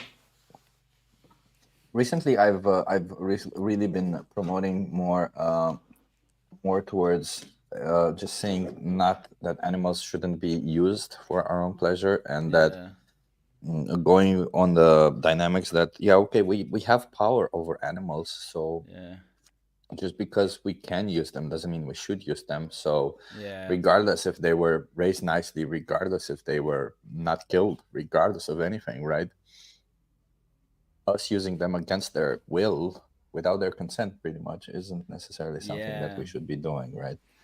So I've yeah, not a lot of people like this, but I feel um not that they don't like it, but rather they not a lot of people get it, right? Because a lot of people, they just see animals as inferior, and they instantly go like, oh, this guy thinks we need to get consent from animals, this guy. yeah. but but the reality is that I think that if you stay with the position and go further with that position pretty straight, I think people will, I don't know if they respect you more, but they understand it more in a sense, right? Yeah, I think because everybody empathizes with animals, dude. Everybody loves animals. That's what people always say. It's actually funny. Yesterday I was having a conversation. By the way, what's up, LSL? LSL. Did I say that right? Is it LSL or LS? And what's up, Natalie Blackberry? But yes, you're right. Animals cannot consent. And I was having. Oh, that was crazy. What was I on? Oh, yesterday I was talking to my again because I was out for the design week, and they said, and I was talking about my channel, and I was just talking about yeah, blah blah blah, and they were talking about oh like I think the problem though is maybe you just don't the veganism isn't a popular topic, and I said what do you mean? Everybody cares about the environment, everybody cares about food, everybody cares about nutrition, everybody cares about ethics, everybody cares about animals. You know what I'm saying?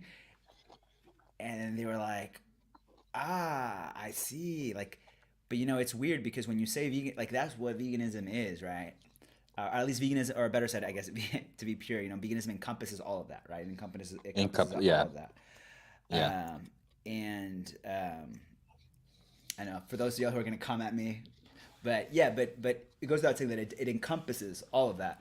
And yeah, that interests everybody. You're telling me people aren't interested by nutrition? Everybody cares about nutrition. Look at these videos. Everybody cares about food. Everybody cares about animals and the climate. Like it hits all of these extremely relevant topics, and that's why sometimes it's so crazy. Where it's like, well, why isn't the topic itself that encompasses everything taking off?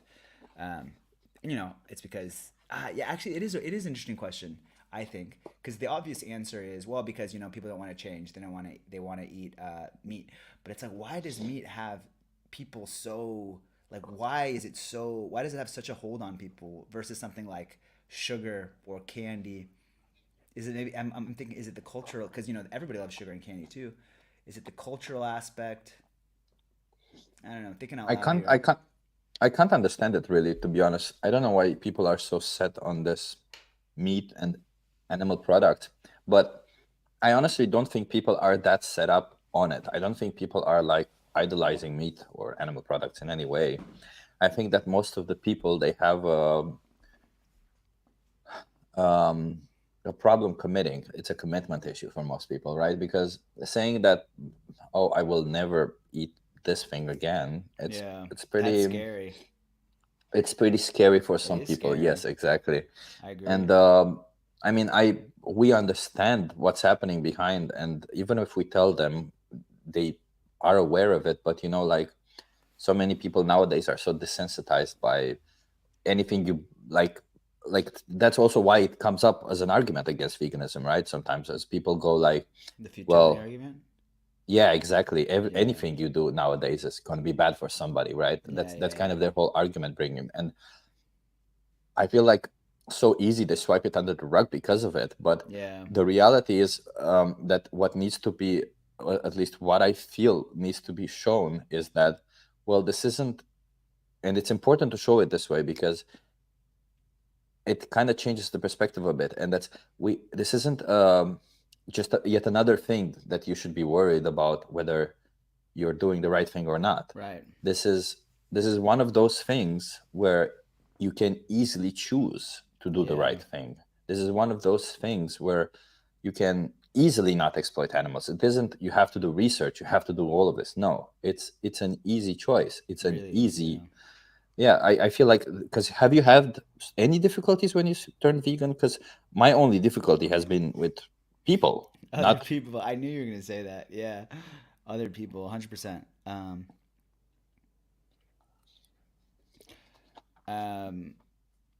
Interesting take, Ulf J. I mean, maybe honestly, maybe that's like what. Sorry, I didn't mean that to come off condescending at all. By the way, I just meant like that's like yeah, I don't know, maybe. Uh, maybe, yeah. but uh, but plant-based food, yeah, exactly. I think people don't realize that. Um, shit, you said something. Now that I lost my train of thought. You were saying, oh yeah, it No hasn't been worries. hard. It's not hard, and I think that's another thing too. Like, I think the thing that makes veganism so convincing and so easy. It's like you don't have to like it's in the same supermarket. You're going to the supermarket anyways. People make it seem like it's very difficult. Like people are like, oh, it's like buy people. A lot of the times people use the same argument as if we're trying to tell people to buy electric vehicles. Like, but it's expensive, and you know how hard it is. In some places, it's not available. Like, how are you gonna charge them? And it's like, yeah, dude, I agree. Like that makes like those are all reasonable arguments, but none of those apply to veganism, right? Because you're going to the exact same supermarket. We just ordered off Uber. We live in a world where you can order any food you want off of like an app, right? So don't even try to tell me that it's Exactly. harder to order from an app, one or the other. You can't tell me it's cheaper. It's cheaper. Tell me those beans are more expensive than meat? Absolutely not. Um, pasta. It's the cheapest food, and I think that's like what makes it. It's the irony, right, dude? It's the irony. It's veganism is the easiest, most accessible, most affordable option. I shouldn't say easiest, but very accessible, anyways, and it is the most affordable option. Um, but people just resist, and they don't see it that way. Sometimes I wonder if Uh, it's a lack of education or it's like people just don't want to. People just really would rather believe, the opposite. Believe things that aren't true so that they don't have to face what they're doing or face the reality.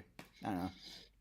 That's how I see it. That's what I I wonder I sometimes. honestly tend to think, if I think about it, because if I try to think of how I used to be before being vegan and thinking about veganism, is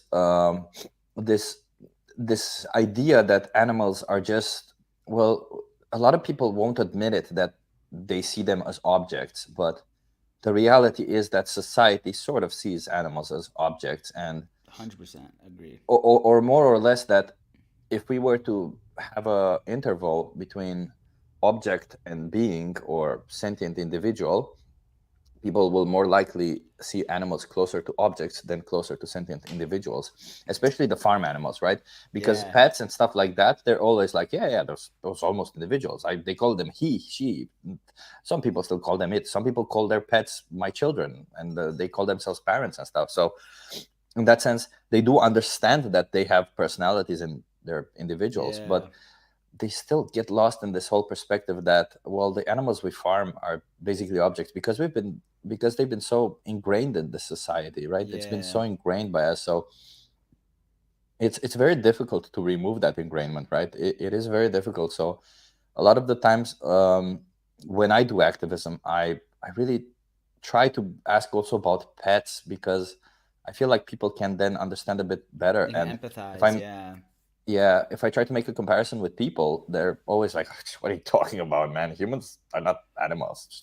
They're not the same. We are, but you know, it's I just." totally feel you though. I feel like you're gonna get a lot more biting. Okay, no, that's not vegan. What I just said. No, that's definitely not vegan. Because it's referencing fishing. But you're gonna get a lot more people interested or take you seriously. Yeah, if you talk about if you don't make the human comparison, because I also feel like you're just gonna lose people. Even if it's logically sound, people are gonna be like, "What?" And so when I talked to Farah about her reel that she posted that just did so well, and I love that reel, and I think it's so effective because it says, for those of y'all who don't know, it says it's a reel that said y'all are you're confusing animals for humans, and it says no, you're confusing animals for objects, and that's really powerful because you know you don't even have to like you're gonna get back and forth about humans, animals, blah blah blah, regardless of how it all pans out logically.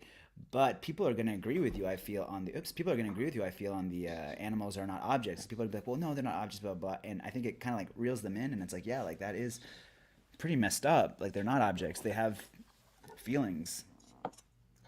Yeah, they're not objects, but I feel like a lot of people, even when claiming they're not objects, but they have it such a hard time placing them.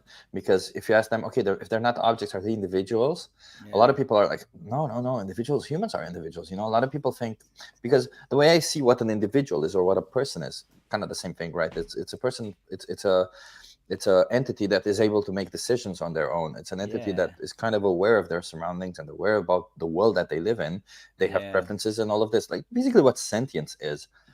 And I feel like a lot of these people don't really want to attribute all of these to the animals. And I don't know if this is because of a lot of propaganda, or this is a lot of desensitizing, or Yeah. both. Yeah. So yesterday, like I said, I was talking to that again, a very open dude, like a very open guy. Like I wouldn't be surprised. Like this, he looks like like I feel like he would be vegan if he just got exposed to it. Like that kind of person. I feel like we've all met these kinds of people. And what was I getting at? That oh, and yeah, and I was just thinking like when I even brought up the topic of veganism and how the way we treat animals. For a second, you just think, damn, you're going up against like 20 like decades of indoctrination. Like that doesn't go away from one day to the next. As clear as it might be for us, sometimes you just got to remember, as frustrated as you can get, you got to remember like you are up against just decades and decades of carefully planned and calculated indoctrination, maybe, or but yeah, like just messaging and a belief system that they've built in their minds that's been constantly reinforced over and over and over again for decades, and you're up against that, and you're probably the first one to challenge it seriously for them. So I don't know, because I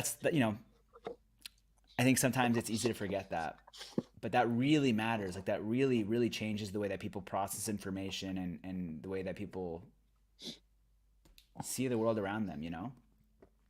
And I completely agree with you on that one. It's true that there's decades of indoctrination, right?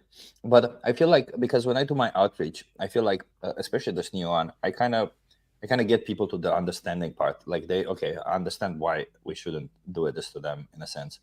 But even in that sense, I feel like this particular thing of seeing animals as objects is still something that remains ingrained, and something that, regardless if they understand the perspective, regardless if they understand veganism, if they Yeah. totally agree with it, even if they have vegan options readily available, like this, like just basically, well, which they probably have, uh, it's still, they still refuse to do that step because they see animals as, Inferior objects. Yeah, yeah, yeah.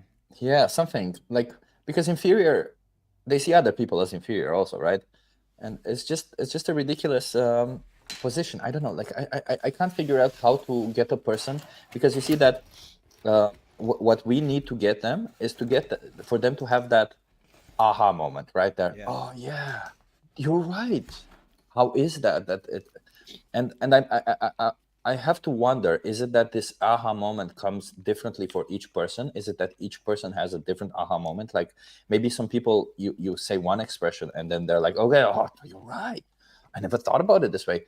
Like for example, when it came to religion and tackling religion, some people reacted really well to asking them, well, if this is what God does, what would the devil do? And some people go like, oh, you're right.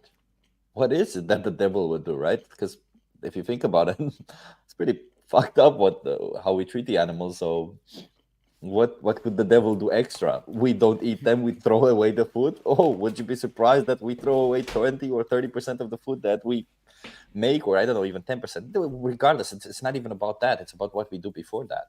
Mm-hmm. So but then again, another person was super struck by the idea when I told them, well, what do you think the Prophet Muhammad would do today? Do you think he would kill an animal to eat them when he has readily available vegan options? Do you think he would slit the throat of a chicken? And he was like, "Oh my God, I never thought about it that way." He's like, "Yeah, no, probably not." So, Interesting. so I realized that kind of each person has a slightly different thing that really works. Yeah, that triggers them. Yeah, and I think I think you and I have spoken about this, but um, like for me, it's always like because we were talking about like we're both like very mathematical and logical, and we always like look for the exception or like the edge cases and stuff. I think that was it. Like you always look for the edge cases, and it's like okay, like maybe in the edge case though, is it still valid? The argument. And for me, the trick was when I realized that in the edge case it's not valid, and that was that killing an animal for 5 minutes of pleasure when it's their whole life. There is no humane killing. That was it for me. It was figuring out that humane killing doesn't exist. Um, because I'd always tell myself that's the worst case scenario, but there are scenarios where it's okay, where it makes sense. But The yeah, problem is, the problem is that when you start talking to people about it, right, including friends, because I feel like we don't necessarily talk about right now about outreach per se, right? Because there's outreach where you can have a defined method, and then there's speaking to friends, speaking to family, speaking to all of these people yeah, who everybody instantly becomes defensive when it comes to discussing veganism. And I wonder yeah. if they're like if I let me ask you this: what do you think if veganism wouldn't imply a change in diet? Do you think people would still be defensive if somehow we would live in a world where we don't exploit animals for food, but we would be exploiting animals for everything else that we do? Do you think people would still become defensive if we were to tell them about veganism? Dude, I think we already have that case actually. You see it in the beauty industry, like when if you because think about it, cruelty free and vegan is actually a huge thing for people who buy makeup who are not vegan, who are not vegan. Like you'll see influencers on TikTok and be like, "All right, y'all, make sure it's cruelty free and vegan," and I'm like, "You're not even vegan." But that's the thing, and people, and now there's like a growing demand for beauty products. You'll see a lot of them are like, and it's cruelty free and it's vegan, because it becomes a really different change in behavior. It doesn't become like this, shift in meat or whatever, and this like thing you consume, but it just becomes like any boycott where it's like, oh guys, this product is like child labor, like boycott Nestle. It becomes that. It becomes a lot more like a boycott Nestle kind of thing. So that's how I see it, anyways. That's how I would answer the question. I think it'd be way easier. Absolutely, it would just become cruelty free vegan, like cruelty free and vegan makeup. It's like make sure you're getting the cruelty free. Like let's not experiment on the animals, which people are really easy because it's really easy to get behind that. It's like, yeah, because just essentially an identical product, and you're just maybe paying a little bit more at the beginning for something that is, um, not tested on animals or whatever. But So that's what I think it would look like. so could it be that people have a lot of difficulty letting go of dishes that they once loved, of the taste of, or what is it that makes people become so defensive when it comes to it, right? Like I Dude. understand. I mean, we can discuss techniques and all that all day, right? Yeah. But I'm curious, just what is it that gets them to be so defensive? Because if you ask me, like imagine if you see from the outside, it's so ridiculous, right? You see a person and you say, hey, listen, this is what, when you buy this product, this is what happens.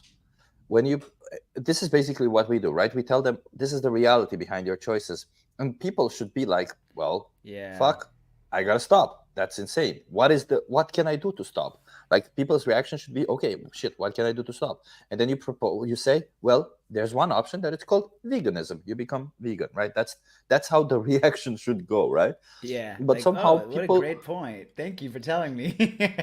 exactly, but now the point comes to, well, this is what happens to animals, and people become, well, I can be a vegan, like, instantly. Like, Yeah. it's like I can't accept the solution instantly.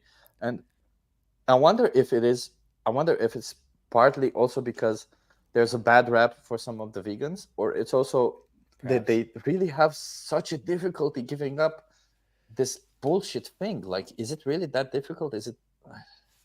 You know what I think it is actually? This is my theory, and I have evidence to support my theory, by the way. I think it has everything to do with the fact that everybody kind of knows that it's fucked up to eat animals. And Oh, by admitting in that moment that you were right, it's something like you admit all along that you kind of knew you were doing something fucked up. So it's kind of like admitting for whatever 20, 30, 40, 50, 60 years of doing something wrong. And the reason I say that is because you actually get very different reactions if you talk about just the nutrition or just the environment.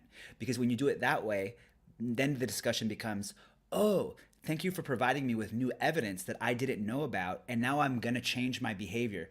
But when you talk about the ethics, most of the time, like, yeah, maybe you're talking about like the dairy and stuff, which they didn't know about, or the eggs.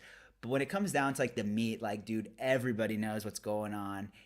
And I think that is what people have to face. And it's basically just almost like admitting that they've been wrong and knowingly doing something really fucked up. So it might be easier just to be like, no, I refuse to believe that. I refuse to accept that.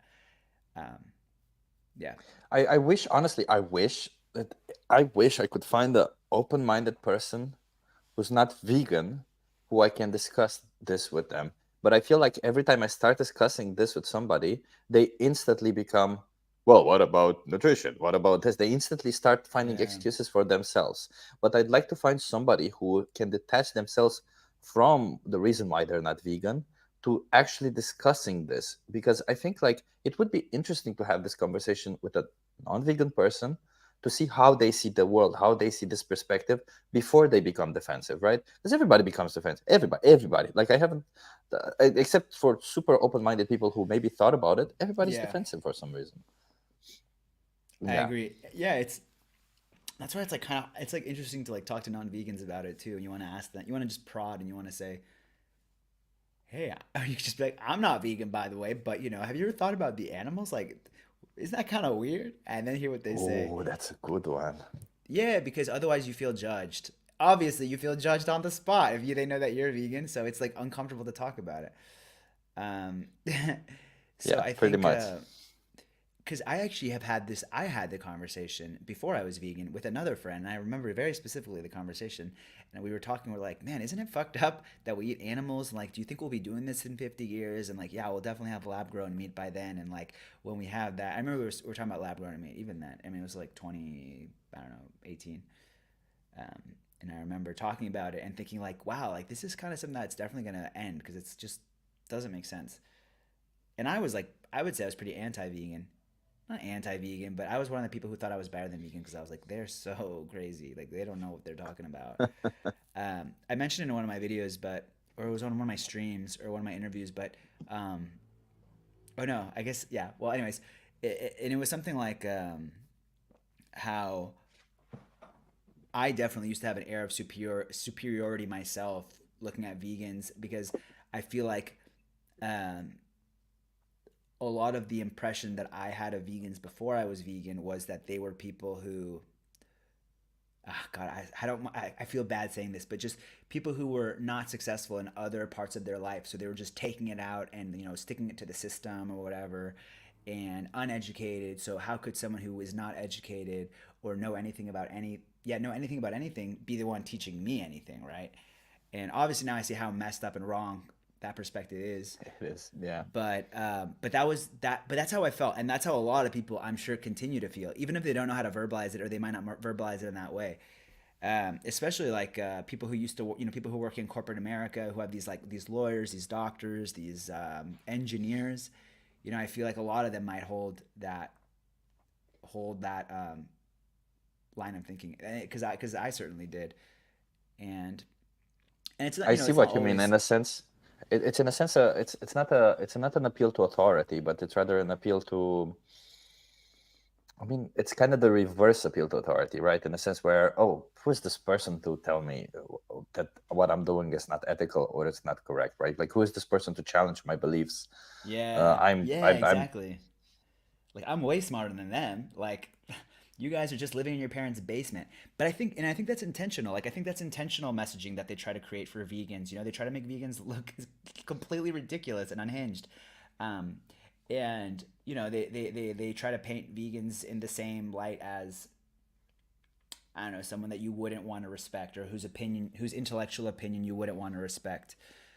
Um, and it's so such a yeah, it's true. And I mean, I do know vegan people who are not particularly smart or whatever. It doesn't matter, right? no, I it doesn't think matter. it doesn't matter because on this topic they understood, they got it, Yeah, they got the sheer fact that what we do to animals is fucked up, that we created a society around it, and that we don't need to do it, right? They got that message. And it's interesting that so many people just can't seem to wrap their head around that message alone, yeah, no yeah, matter yeah, how you yeah. try it, right? And i guess yeah, you could maybe there's just a whole bunch of little things, right? Like maybe just oh, as you said, they can't respect the position of somebody who they don't really respect. Yes, There's exactly. conditioning. There's I don't know, fear of commitment, fear of missing out on any of the foods that they've been having Yep. already. Maybe it's just a whole bunch of stuff that eventually piles up and goes like their brain just rings an alarm and says, "Don't listen to this person. That's not true Yeah, what yeah, they're yeah. saying." And you Exactly. It come up all with piles up, excuses. and you're just like, yeah, I have no reason to listen to that person at all. Um, But I wonder, because I wonder from a conversation, when you have a conversation with the person on the street, let's say you have this really triggered person and you start talking to them and you explain it to them, everything that's happening. And then this person walks away eventually, right? Without any arguments because they don't have any more arguments. I wonder what these people think. I wonder if afterwards, because all of these people, in order to go forward, to survive, they have to justify their actions in some way or another, right? But if all of the justifications that they gave, you have like addressed them, you have addressed everything that they said, all the justifications, and then they still do it, that means, how do they justify it? Do they just ignore it? Like, what is it that's happening there? I thought about this sometimes. Have you ever had an argument where you're like, "Fuck, I'm definitely wrong," but you're just trying to think, and you're just like, "No, but like, how can I be wrong?" I feel like it's something like that. Like, it happens to me I still see what today. you mean. And like you just try to be like, "No, but that can't be right. That can't be right," and yeah, like I think if you're totally convinced, I mean, everyone's different, but at least for me, if I'm totally convinced, I'm probably change my behavior. But before getting there, I'll probably make all kinds of excuses. Well, where it's like, well, what if it's this case, or what about this, or what about that? Um, and dude, like, I mean, also people aren't robots in the sense of you say it once to them and they're like, oh, understood. Like that argument has been permanently debunked in my mind. Watch Ed's videos. Ed will say arguments with people and they'll bring up an argument he just debunked 5 minutes ago, and they'll be like, but this, and he'll be like, but we already talked about that. So you can imagine when they Yeah, walk away, I'm sure they'll just be like, ah, they kill more animals. Those savages. It's like, dude, we already talked about this. So I yeah, think in this case is when people bring up arguments that they've already brought before, a lot of the times I believe that the arguments that they bring back are arguments that sort of different to them, right? Where they're either in a slightly different scenario or they mean slightly something else. And I feel like also as vegan activists, a lot of the times it's important that we, because I think Justin mentioned this as a good strategy, which I really respect, and that is when somebody sells something to you, you repeat repeat it. it Yeah, yeah. Yeah, but you don't just repeat it. I feel like what's even more important is that, am I to understand that this is the reason why you're not vegan? Like, and then you mention exactly what you understood from what they're saying. And I feel Ooh, like that's cool. if if you get that, then maybe they're like, maybe that's not it. Maybe they hear it and they're like, it's kind of absurd to say, right? And and there's, as you mentioned, there's also this one other thing which I noticed, which I have absolutely no clue how to combat, and that is that a lot of people will forever be like, well, you have an answer for everything. How do you have an answer for everything? Well, it's because veganism just makes sense. The reason why Yeah, it's easy to have an answer, the reason why I have an answer for everything, the reason why it's you basically have nothing to say against veganism yeah, is because veganism always makes sense. It just makes yeah, sense. There is no response against it. So yeah. it's, Exactly. but the people will get triggered and be like, oh no, this is a trick. He's tricking me.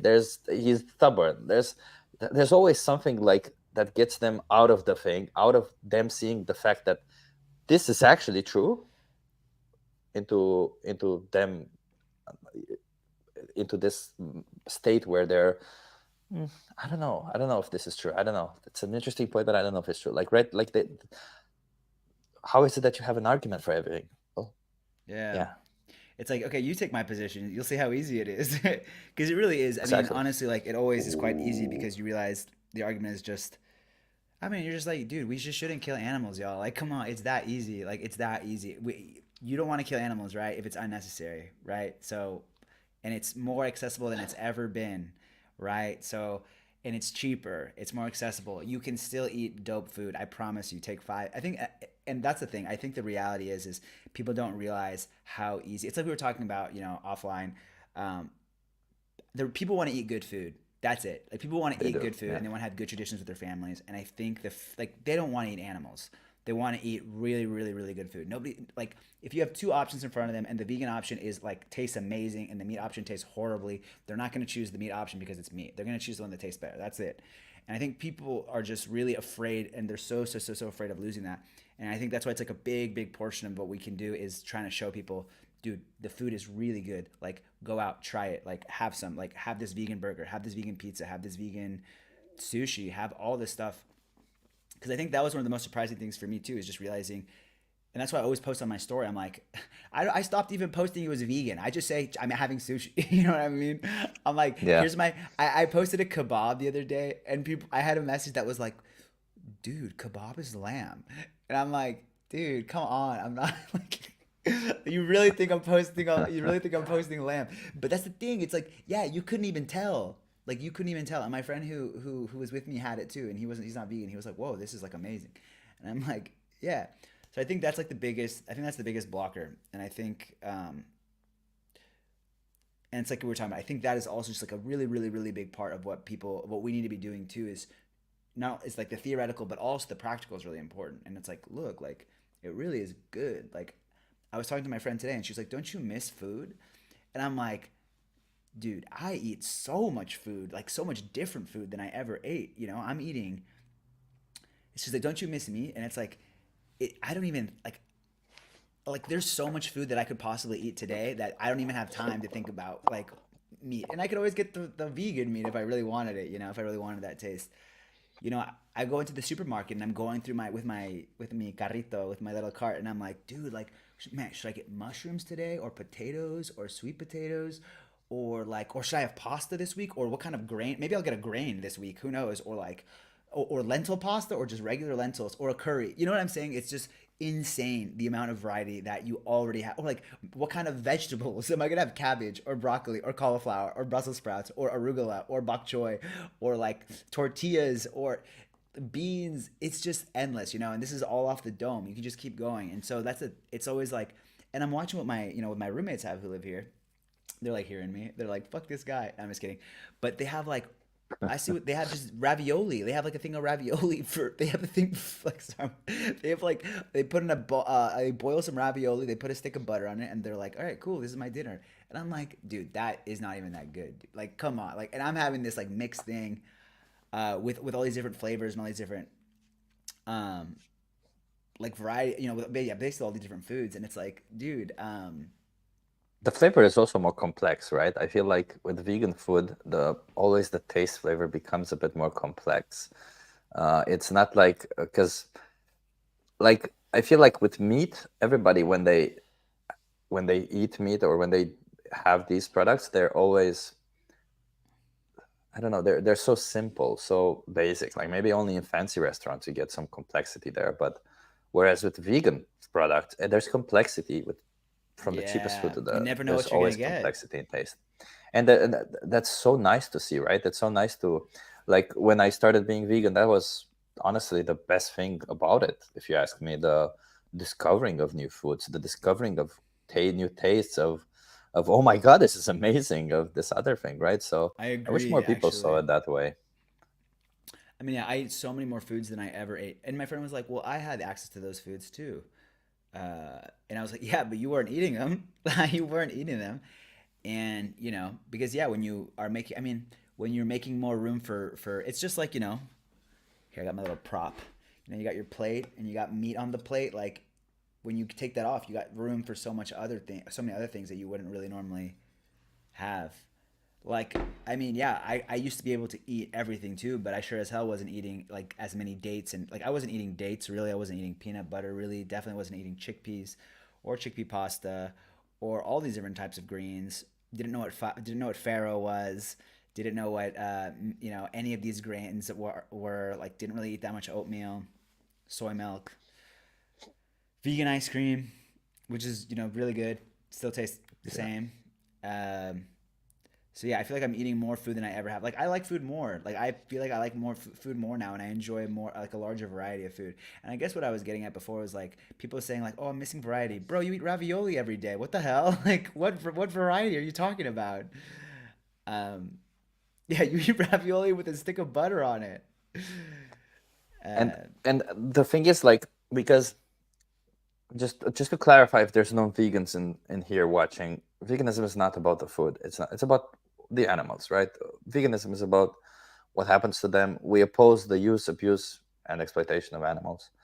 Um, and the whole idea is that if in what we're trying to say is that in absolutely any way that you take it, in any way that you take it, veganism is better in any way because taste wise better. The fact that like if you would make like a short, like they you have in these nice movies, you have like a cutscene where you're like, oh, how was this made or something like that. If you were to have that for your food, vegan food would be fucking, it's just what it's somebody harvesting, somebody putting them, grinding them. yeah, It's very humane in that sense. But then if you take from meat side and all of this, it's just animals being forced against their will into slaughterhouses. Animals being, it's just for like, if you ask me anything with animal products, it's just force. So yeah, if you don't like violence and force, then maybe yeah, just avoid it, all that. And we yeah, talk and we say, okay, well, maybe more people should know about it, but the reality is that there's a lot of vegan influencers out there, especially there's that German girl, I forgot her name, who have a lot of recipes, who show that food can be delicious, vegan or plant-based. And yeah, there's a lot of people in those comments, if you look, like, because I check her always, and a lot of those people go like, yeah, you're right, I'm gonna try this. Yeah, you're right, I'm gonna try this. And there's so many people who try it and who like end up reaching like 80 or 90% plant-based, right? Because of it. yeah, But then at that 10%, they're still reluctant. They're still like, I don't want to go that extra 10%. I don't like, oh yeah, vegan food can be delicious. Yeah, sure.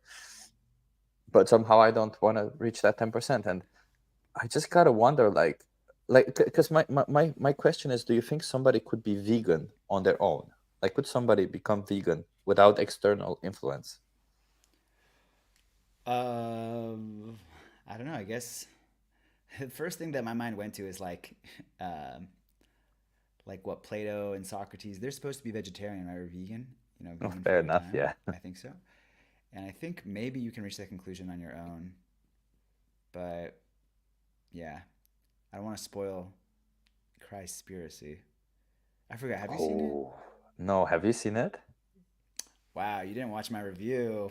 No, I'm just kidding. I did But yeah. not. No, Oh, I did not. I you did you not did watch mine. any review for Cryspiracy intentionally Sorry. because I don't want to spoil it. Oh, well, mine is spoiler free. You can watch mine spoiler Oh, free. okay. Oh, then I should Uh, watch it. I didn't know it was spoiler well, free. I was about to Okay. spoil it, but now I'm not. Now I can't even spoil it. So whatever. Never mind. Nah, but he must. But well, yeah. So I don't want to spoil anything. But anyway, so well, in that documentary, they do mention that Socrates and Plato were vegetarian, and and yeah, yeah. Um, so speaking of, since you brought Cryspiracy, I actually wanted to ask you. One of the questions was, nowadays there's a lot of documentaries Revenge. popping up, right? Like there's Cryspiracy, there's Yeah. Joey's Pignorant, Ignorant. there's all the other documentaries that happened before, right? Like, um, which one would you say is The most would you effective. recommend to somebody? Yeah, like not most effective necessarily because that's difficult to measure, right? But which one would you recommend now? Like if you maybe to a friend or to a stranger, I would think you would recommend the same, right? So which one would you recommend? Cowspiracy. Cryspiracy, Cowspiracy. Cowspiracy, Yeah. Cowspiracy. Okay. I would recommend Cowspiracy. Yeah. Uh, yeah, I think Cowspiracy would be, or an updated Cowspiracy. That movie is 10 years old. Dominion is still for me. I mean, I get it, but I mean, I don't think I could with a straight face. I mean, I just like, yeah, man, check out, dude, check out Dominion. It's so good. Like, it's so good. They would text me. They'd be like, "What the fuck, man?" Like, and I get it. But and I'll What? explain. Like, because I feel like Conspiracy is obviously it's more it's more talking about the environment, but I just find that if we're talking about straight up, like I get a stranger and I can ask them to watch one documentary, it's gonna be Cowspiracy, you know, and it's because I think it does the best job. It's like 95% um, talking about the environment, which a lot of people really care about, and I think it's a great foot in the door, and it's like we were talking about earlier. It's a great way for people to be like, oh, I didn't realize this information until now. Now I'll change my ways. So it's a little bit less, you know, that shame. Um, but then, but then there's also an ethical message in that movie too. If y'all remember in the documentary too, if y'all remember, there's a part where they actually kill an animal on the screen, and it's actually pretty brutal as well. I mean, obviously it's not Dominion levels or anything. I have But not watched it, so I you don't. haven't seen Cowspiracy? Damn, dude. Damn, let's watch that on the next stream. Now I've actually I'm seen it. I've seen it a lot with people, but and yeah, I just think it. I just think in terms of getting like someone to change, I think it's probably going to be the most effective because yeah, it just talks about the environment and there's also the ethical message and a little bit. I'm not. It's not that hard. It doesn't go that hard on the ethical message. Um, but Yeah, that's the thing, right? Because I tried watching Dominion, for example, right? A lot of people mention yeah, Dominion, but I couldn't watch Dominion. I was already vegan, but I couldn't watch it. It's insane. It's just that bad. Like it's so yeah, gruesome that I'm like, wow, it's difficult, right? When I watched Joey's Ignorant, I thought, well, that's so nice because it has a story behind it. it's It's so really good nice that, too. yeah, it's really good because It's really it's good. not showing, it's explaining it in a really nice way, right? I feel like that's a really good documentary that I could actually show my friends because a lot of my friends would, if I show them Dominion, they'll be like, get out of here. No, I'm not watching this. That's what I'm saying. I mean, yeah, like I agree. I mean, yeah, I wish they would watch it, but they're not gonna watch it. They're that like nobody's ever watched it that I've tried to get to watch it. That being said, but some people have put some good things in the chat. I think Earthling Ed's speech. I know it's funny. Like I first watched Ed's speech, and then I watched Gary's speech, and then I was kind of going back and forth on which one I prefer. I Um, think they mentioned the movie Earthlings, by the way, not the Earthling Ed speech. oh, There's a documentary also called yes, Earthlings. yes, yes, I yes, think that's why Ed changed his name to Earthling Ed because yes. of that documentary. You're right. I just meant I just saw the great because they had great. They Yeah, both yeah, have yeah, yeah. a thing called the Great Speech. But yeah, Earthlings too. I've seen like all of them. I saw Land of Hope and Glory, and I don't even know which one was which at this point. Like I'm like I don't remember which one was from what. But there was something that you were saying.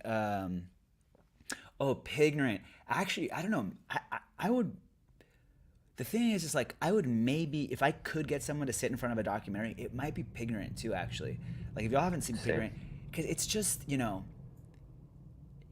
I don't know. I'm really curious because it's barely been out, but I'm really curious to see, is what would a non-vegan say if they watch that? Like, is it? Same. Because for me, I'm like, damn, that's really good. Like, that's really really good because it's not the constant carnage of the Dominion. Like, it does a really good job of towing the line. Like, it's very much like, oh, aren't these pigs cute? Like, look how fucked up this is.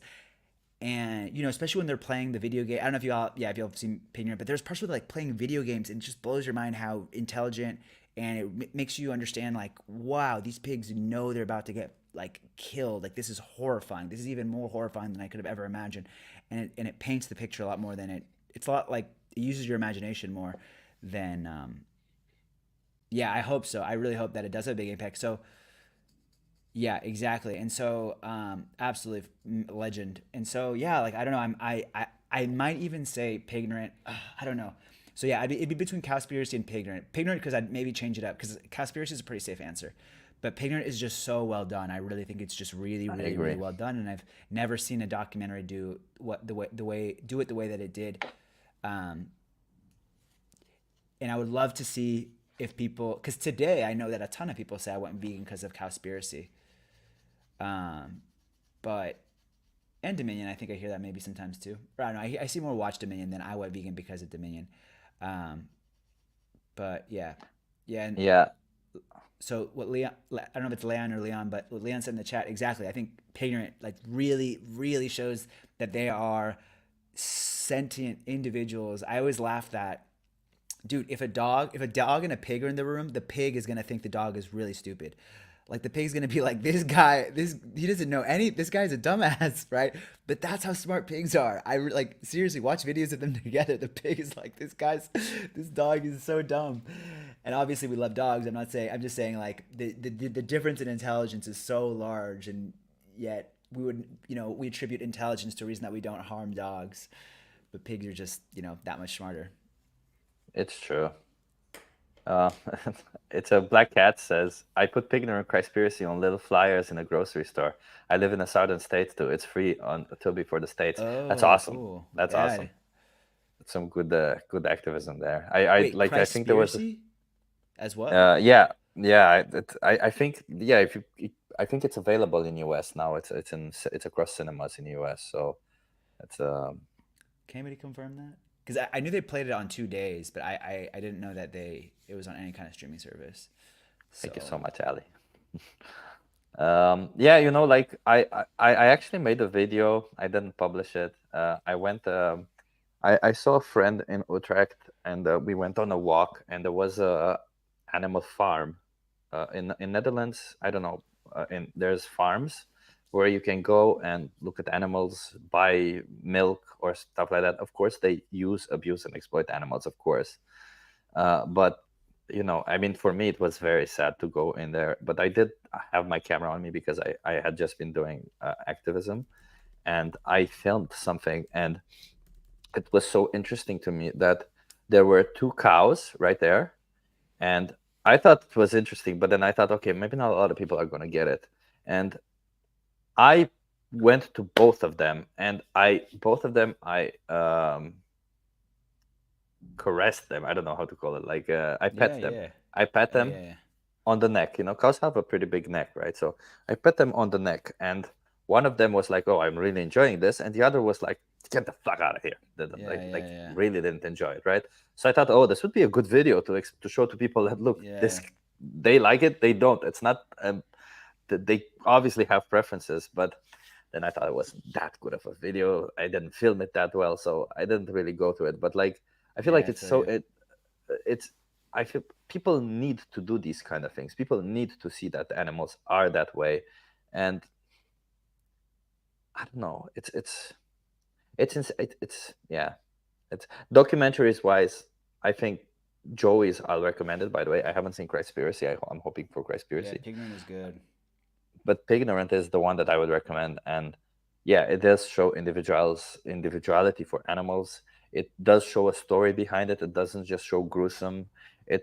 It also puts vegans in a vegan activists in a good light, and it also puts the fight for animals in a good light. So I think it's all What does it do for it's vegan activists? I actually don't remember. I just think like the way they like Joey's story, because Joey's story is told also Mm, on the right, and gotcha. Yeah, Joey's story and how he chooses to risk his life to put cameras is just impressive. You know, yeah, that it's was applaudable. crazy, Like honestly. how many people would do that? Let's face it. How many? I wouldn't do that. I'm not Yeah, as brave as Joey. yeah, I'm it's impressive, you know, like, and you gotta reach a point where even as a non-vegan you can say, well, I applaud what he's doing. I feel like the fact I that he love did that. this is Exactly. courageous, right? So then what is it that drives him, right? Sometimes I wonder, like, okay, well, if people see this, they're like, well, what is it that drives him? Is that it's very interesting, and then he explains what drives him and all of it, and he shows it. And I don't know. I think it's a really strong message. It's a really strong message. And Yeah. even if I don't think it's a strong enough message to get people to become vegan, I do think it's a strong enough message to get people to not eat pigs ever. But it might be a strong enough message to get people to reconsider all their choices and to see them differently. Yeah, I uh, I hear you on that one. And what you made me think about was how, yeah, maybe it's, I don't know. I think like, even though what I really like about it too is for me it's almost uh like the fact that it specifically focuses on pigs and it's just about pigs doesn't, to me, it doesn't take away that it's about all animals. And I think that's very It clever, doesn't. right? Because it's by focusing on pigs, he can tell like a really compelling story about pigs and them as individuals and what happens specifically to them and the horrible things they go through. And I think it's like a logical extension for someone to not just see that. And I don't think anyone's going to say, I could be wrong, but I don't think someone would be like, would watch that and say, oh, now I'm not going to eat pigs only, right? Like, I don't, maybe. But I think a Maybe. more logical takeaway from watching that would be, oh shit, like this is the experience of like some animals of pigs in these industries. These industries are so fucked up. Like I don't want to eat any animals. It's like using pigs to tell the entire story. That's how I see it, and I thought it was. That's why I think it's just really, really well done. And I mean, pigs aren't even. He might have made pigs my favorite animals, honestly, because they like it really just sells a good story about pigs. So It does. It does. I really like. I really enjoyed his documentary. I don't usually enjoy documentaries. That's one, and especially ones about the way we treat animals, because I just find it awful. yeah, So his I actually enjoyed. I was like, okay, this is going to be good. This is going to be a big thing. And I like that he's promoting it. I like that he does all this to help close more and promoting it more hard. places. Yeah, Yeah, he's promoting it hard. but it's still like, you know, with all, even with all of this, I feel like all of this is just like you know, like throwing metal in a blender. You know, it kind of, it's like it's making, and maybe making the blender work less, but the blender is still working, right? Animal agriculture is still going, and Yeah, yeah, yeah, yeah, yeah.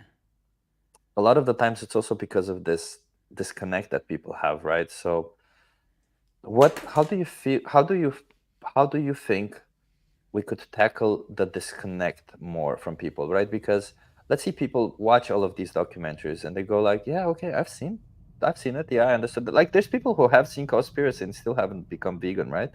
So but then they, when they go to the store, obviously the products, they're not going to resemble anything that they saw in the documentary. They're instantly going to Yeah, forget everything, especially since words something that made them feel not so good, right? So yeah. how would you tackle this? Like, how would you get people to be more connected? I think like that's a huge issue in veganism, getting people to be more connected. I don't know. That's a tough one because, I mean, you're working against the system, like this system. I know I sound like a conspiracy theorist, but or no, not a conspiracy theorist. I sound like someone who's against the power. But Exactly. yeah, like I mean, that's what it's right. It's designed against. It's designed to make us feel disconnected. So I It honestly is. don't know how you do it, man. I feel like it's in the grocery store. It's it's game time, and they have to it's like they're taking the test. All you can do is prepare them for the for the test, and just do as much as you can when you're talking to them and trying to raise as much awareness as possible. Yeah, and that's the thing, right? before they Because walk in. yeah, I've been thinking, oh, well, what if I go with a screen and sit in the supermarket with a screen? I just walk into supermarkets with that screen and walk along Yeah, those lines, right?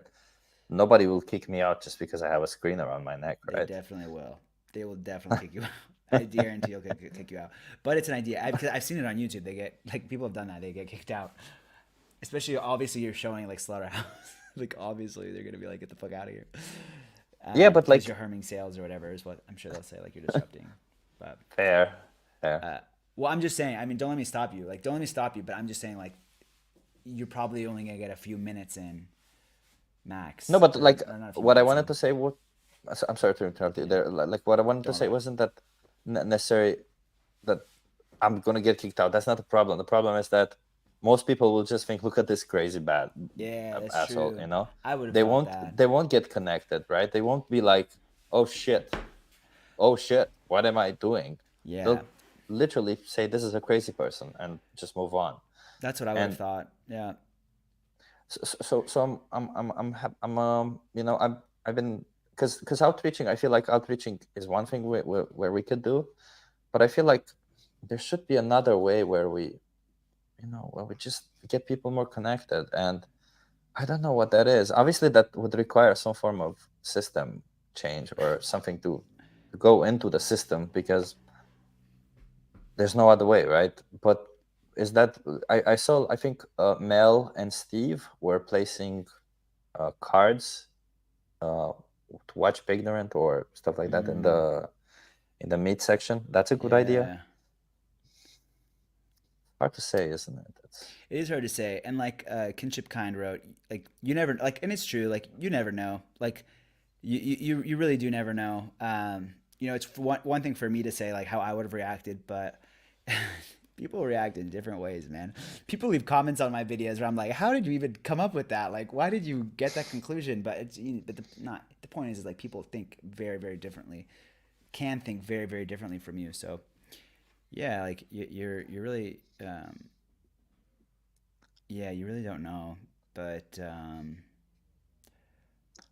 yeah, I don't know. It's more when they won't be most offensive. Yeah, it's most effective to confront people when they won't be most offensive. That's why I personally no longer I think that's a participate good in idea. protests inside places where Yeah. people are eating, says Lewis. Yeah, yeah, I agree. I also don't think going to people when they eat, they'll just get more annoyed about it. And but Yeah. Yeah. Yeah. Yeah. the thing is, we gotta get the person to make the connection between the animal and the choice. So the thing that I do on the street, where I talk to people and I get them to understand the animal, and yeah, I think they understand the idea that, okay, well, you shouldn't be doing this, but I still think it's not always that they make the connection with the choice that they're making, right? Even if It's I hard. mention Yeah. it. Yeah, because that connection is like, because the minute, if you find a way to get that connection, the minute that people go for like, wait a minute, wasn't that in that documentary, or wasn't that with that person I talked on the street, or wasn't that something I read online? And then bam, they reconsider or something. Yeah. Yeah. I'm I'm I'm I'm torn between that. I'm really I'm thinking sometimes how to tackle these, and I just get lost. I get lost. Yeah. I mean, it's like I said, or Yes, it's like we were talking about earlier. AV cubes. I've done them too. Yeah.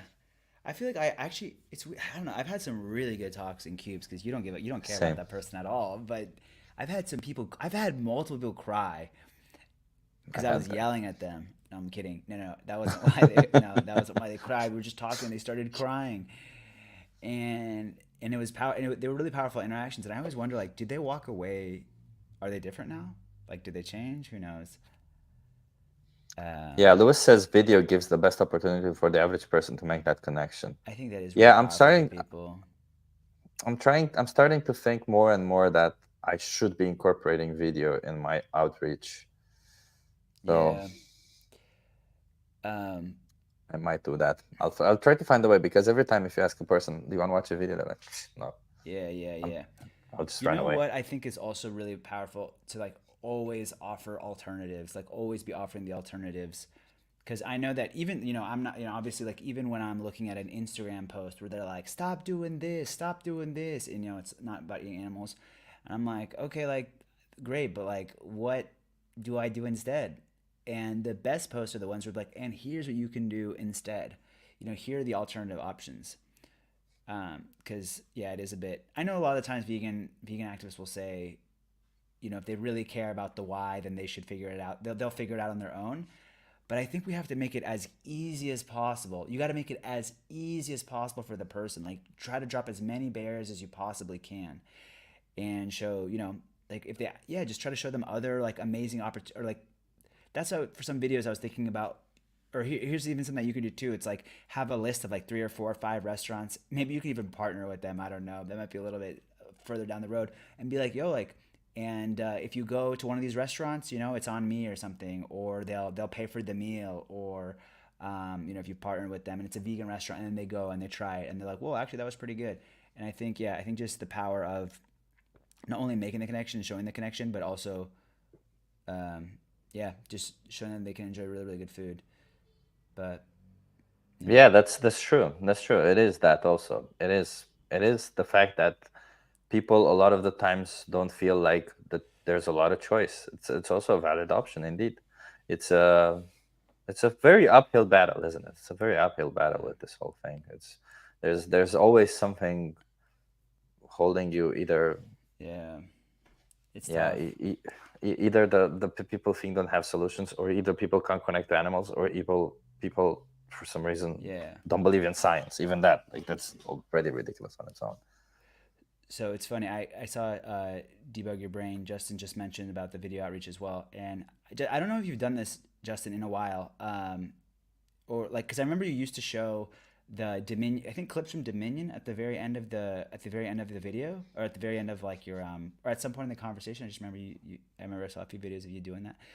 And do you still do that? And like how effect like what I don't know, like obviously we see the reaction on screen, but what did it feel like the reaction was when you showed that to them? Um, I guess you just can't did in talk, my but most recent yeah. video. Yeah. Uh,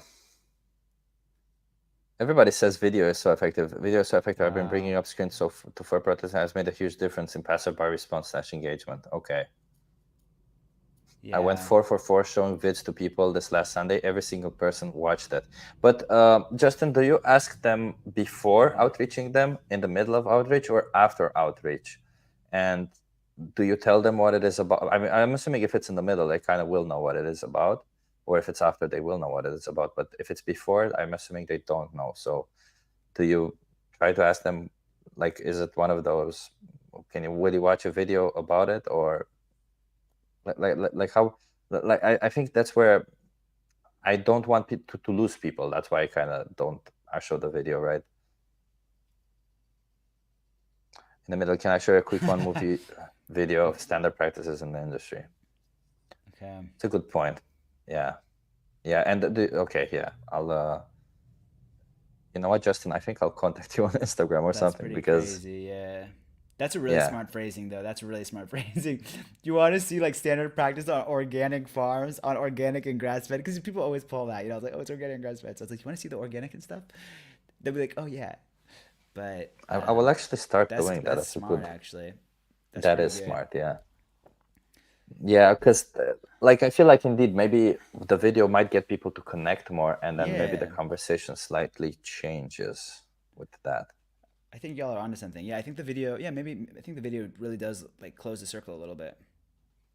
What I was thinking is like have an iPad that's tied to my neck, but it's on the other side, it's on the back, And and like mid conversation you I just flip it go like around. Oh yeah, flip, that's and then the another iPad good. is in front of me, and then people just see it. But then I don't know if people would say that, what the hell's happening? Why did you all of a sudden show this? And Yeah. I guess also like what Justin mentions is showing 1 minute video is kind of more strong because they have 1 minute of attention where they Yeah. actually see it and they connect. They don't just go like, oh, okay, I You read set read a the bit. exact time that they know that they're gonna watch it for, so it's easier to commit to like a minute versus just like blindly watching it for a while. Yeah, Yeah. Okay. Okay. Yeah. I'll take that into consideration. That's a very good approach. I always appreciate trying to improve on the outreach. And so actually, so the what Winston's comment is, and like I think that's a good point. Like a lot of people will say, will think because it's organic, because it's grass fed or whatever, then it's fine. And I think a lot of the footage from Dominion is like organic farms or whatever, or they're like Exactly. high quality farms anyway. So um, Now I'll have footage exactly from Netherlands and high practice yeah, because say I that have too. had conversations. I have had conversations with people. This is not Not in the happening in the EU. Netherlands. Yeah, exactly. Not in the What are you Netherlands. talking about, man? It's No, like that's not true. not in my country. Maybe No, in my those friend has a barbaric farmer. countries. Yeah, my friend has a But farm. My friend is a farmer. I live next to a farmer. Like, okay, so do, do you see any male yeah, bulls on the farm? No, yeah, that's not yeah, why. yeah. Yeah, okay, that's a very interesting thing. Very, very interesting thing. Yeah. Um, I still have a lot of questions, by the way, for you, Danish, and we haven't gotten to any of them. Oh, really? I think I'm gonna. I think I. I don't know how much. I think I've got Yeah, maybe like another 15 minutes in me. I was gonna say the same. I'm also pretty tired, but let me Okay, ask you a fine. Then couple I've of got 10 questions. minutes in me. No, I'm just kidding. No, let me ask you a couple of questions, and then Some you rapid know, fire I ones. always want to end these on a positive note, and you know, I really wanted to discuss this with you because you're one of those. Oh, I kicked the camera. You're one of those people who is outspoken in more than just veganism. You also share resources about Palestine and Israel and the whole conflict. And I feel like you do have a connection with that. And this isn't related to veganism in no way Yeah, or another, right? We're not talking about intersectionality right here, yeah, but rather I am curious, what is your take and what is it that made you connect so much to the cause of Palestine and Israel? yeah. No, I think for me, like what I think the reason why I like relate the two topics so closely to is um, one, I've spent a lot of time in the Middle East. Like when I was 15 years old, I lived in Bahrain, and then I studied Arabic in college, and then I studied abroad in Jordan. I did my semester abroad, my Erasmus or whatever in Jordan. And despite all of that time in the Middle East, I actually was still not so sympathetic to the Palestinian cause as I am today. And it wasn't until, despite having like a lot of friends and everything, I was complicated. I said it's complicated. I don't, but the Palestinian, but Hamas or whatever. I'm sure I said whatever, all that stuff. And then it wasn't until I went vegan, and that was the first time that I made the connection about what happened, like about what's happening in Palestine. I saw it from a vegan lens, and it was because of veganism that it kind of reset the way that I thought about like ethics, and I was able It's to true. see it through like I was able to see it through a different lens. Uh, and in the same way that I realized that people were making all sorts of justifications to do horrible things to animals, but there at the end of the day there was no possible justification to justify what happened to animals. I realized that in the same way there is no possible justification for oppressing like I guess a better way to say is like because there is no possible justification for oppression of animals, there also is no possible justification for the oppression of Palestinian people or any people, It's but in this true. case Palestinian people and losing their rights or not having basic rights. And I think that was where I made the connection, and I feel like and that's why I and and to be totally honest, like I've gotten people who have never even considered veganism to understand veganism through the lens of Palestine and vice versa. I know a lot of people, some because I'm pretty outspoken about it. I was afraid of being outspoken about it, but I'm outspoken about it now, and I do have people who back me up on it. So thank you to y'all, seriously, for giving me like for it's it just feels good to have some like support when you're out there feeling like you got all the guns on you. Um, but yeah, I truly think that the movements help each other. I truly, truly, truly believe that. I think that, like I mentioned, I got a lot of people on the vegan ban. I got people on the vegan wagon through Palestine because when they started realizing that, like, dude, think about Palestine. Think about how the people are oppressed, and they're, think, and it's in the same way. Obviously, I'm not comparing humans to animals in that sense. I mean, not even gonna go down there. But if you just think about it from the oppression perspective, in the same way, like how can you justify? How can you fight for these? For how can you fight for coalition building and these this discussion about injustice, but then directly participate in the injustice against animals and the oppression that animals face, and vice versa. So that's why I saw the two like very very linked, and and in the same way, I've gotten people to understand Palestine through veganism. But there's way more people who are sympathetic to the Palestinian. Yeah, Lewis, all good. Yeah, man, it's the right thing to do. But there's so many more people. And what I will say is, like, almost like selfishly, there's so many more people sympathetic to the Palestine cause than veganism, guaranteed, right? That's Like, true. Yeah. guaranteed. And just the fact that I've been able to get people to approach veganism and see it through the Palestine lens, I think that to me is proof that by talking about all forms of injustice, we can get people to include veganism in its very clear, or so that people recognize that it very clearly belongs in the category of injustices that we're all fighting today, whether it be the Palestinian cause or LGBT or like Black Lives Matter or women's rights. So all those different types of rights. So that's how I kind of see it. Yeah, just to be clear, that doesn't mean that if somebody uh, is vegan and does not uphold the same values with Palestine, doesn't mean that they're no longer vegan. It just means that maybe they just don't understand that cause or don't care enough about the cause or whatever. They have a different perspective. But I just want to be clear that because a lot of vegans have this issue with intersectionality or stuff like that, and this isn't an intersectionality issue. This isn't well, if you're one you should be the other, otherwise you're not the one. No, this isn't. This Yeah, is that always and confused me.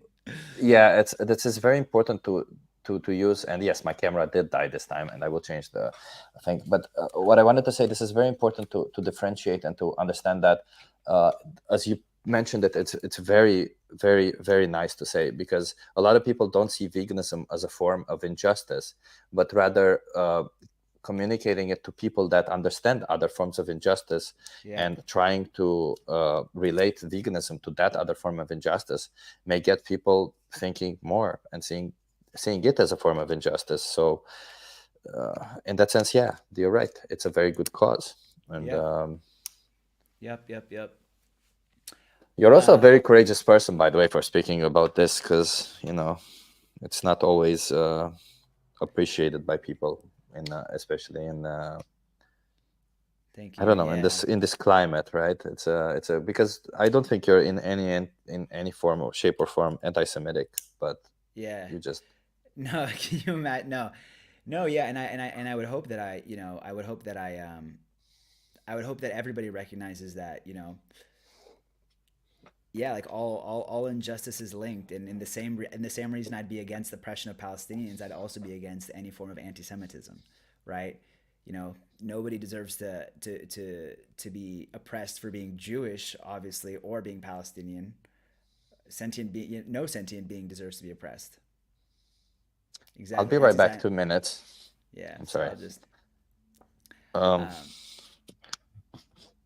but I have to go to the bathroom also, so that's why I said 2 minutes. Give me a second, I'll be back. I'll kick myself out. we got someone in the comments.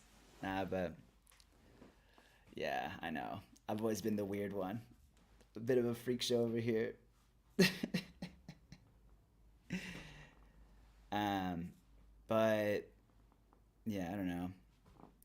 Um I don't know if Chip's still on, but it is I don't know. I mean, he did ask me before if he could ask me that, by the way. So he didn't just like spring that on me, or he didn't say he was gonna like. He asked if it was cool, and I was like, yeah, I'm happy to talk about anything.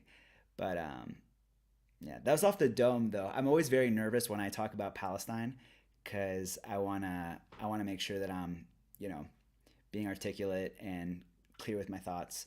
So a lot of times when I make the videos, I like do a ton of takes and I think a lot about exactly the wording that I'm going to use because I don't want it to be misconstrued or anything. So, but I think I did all right. Yeah, no, I think I did fine just now. But yeah, it always makes me a bit nervous. But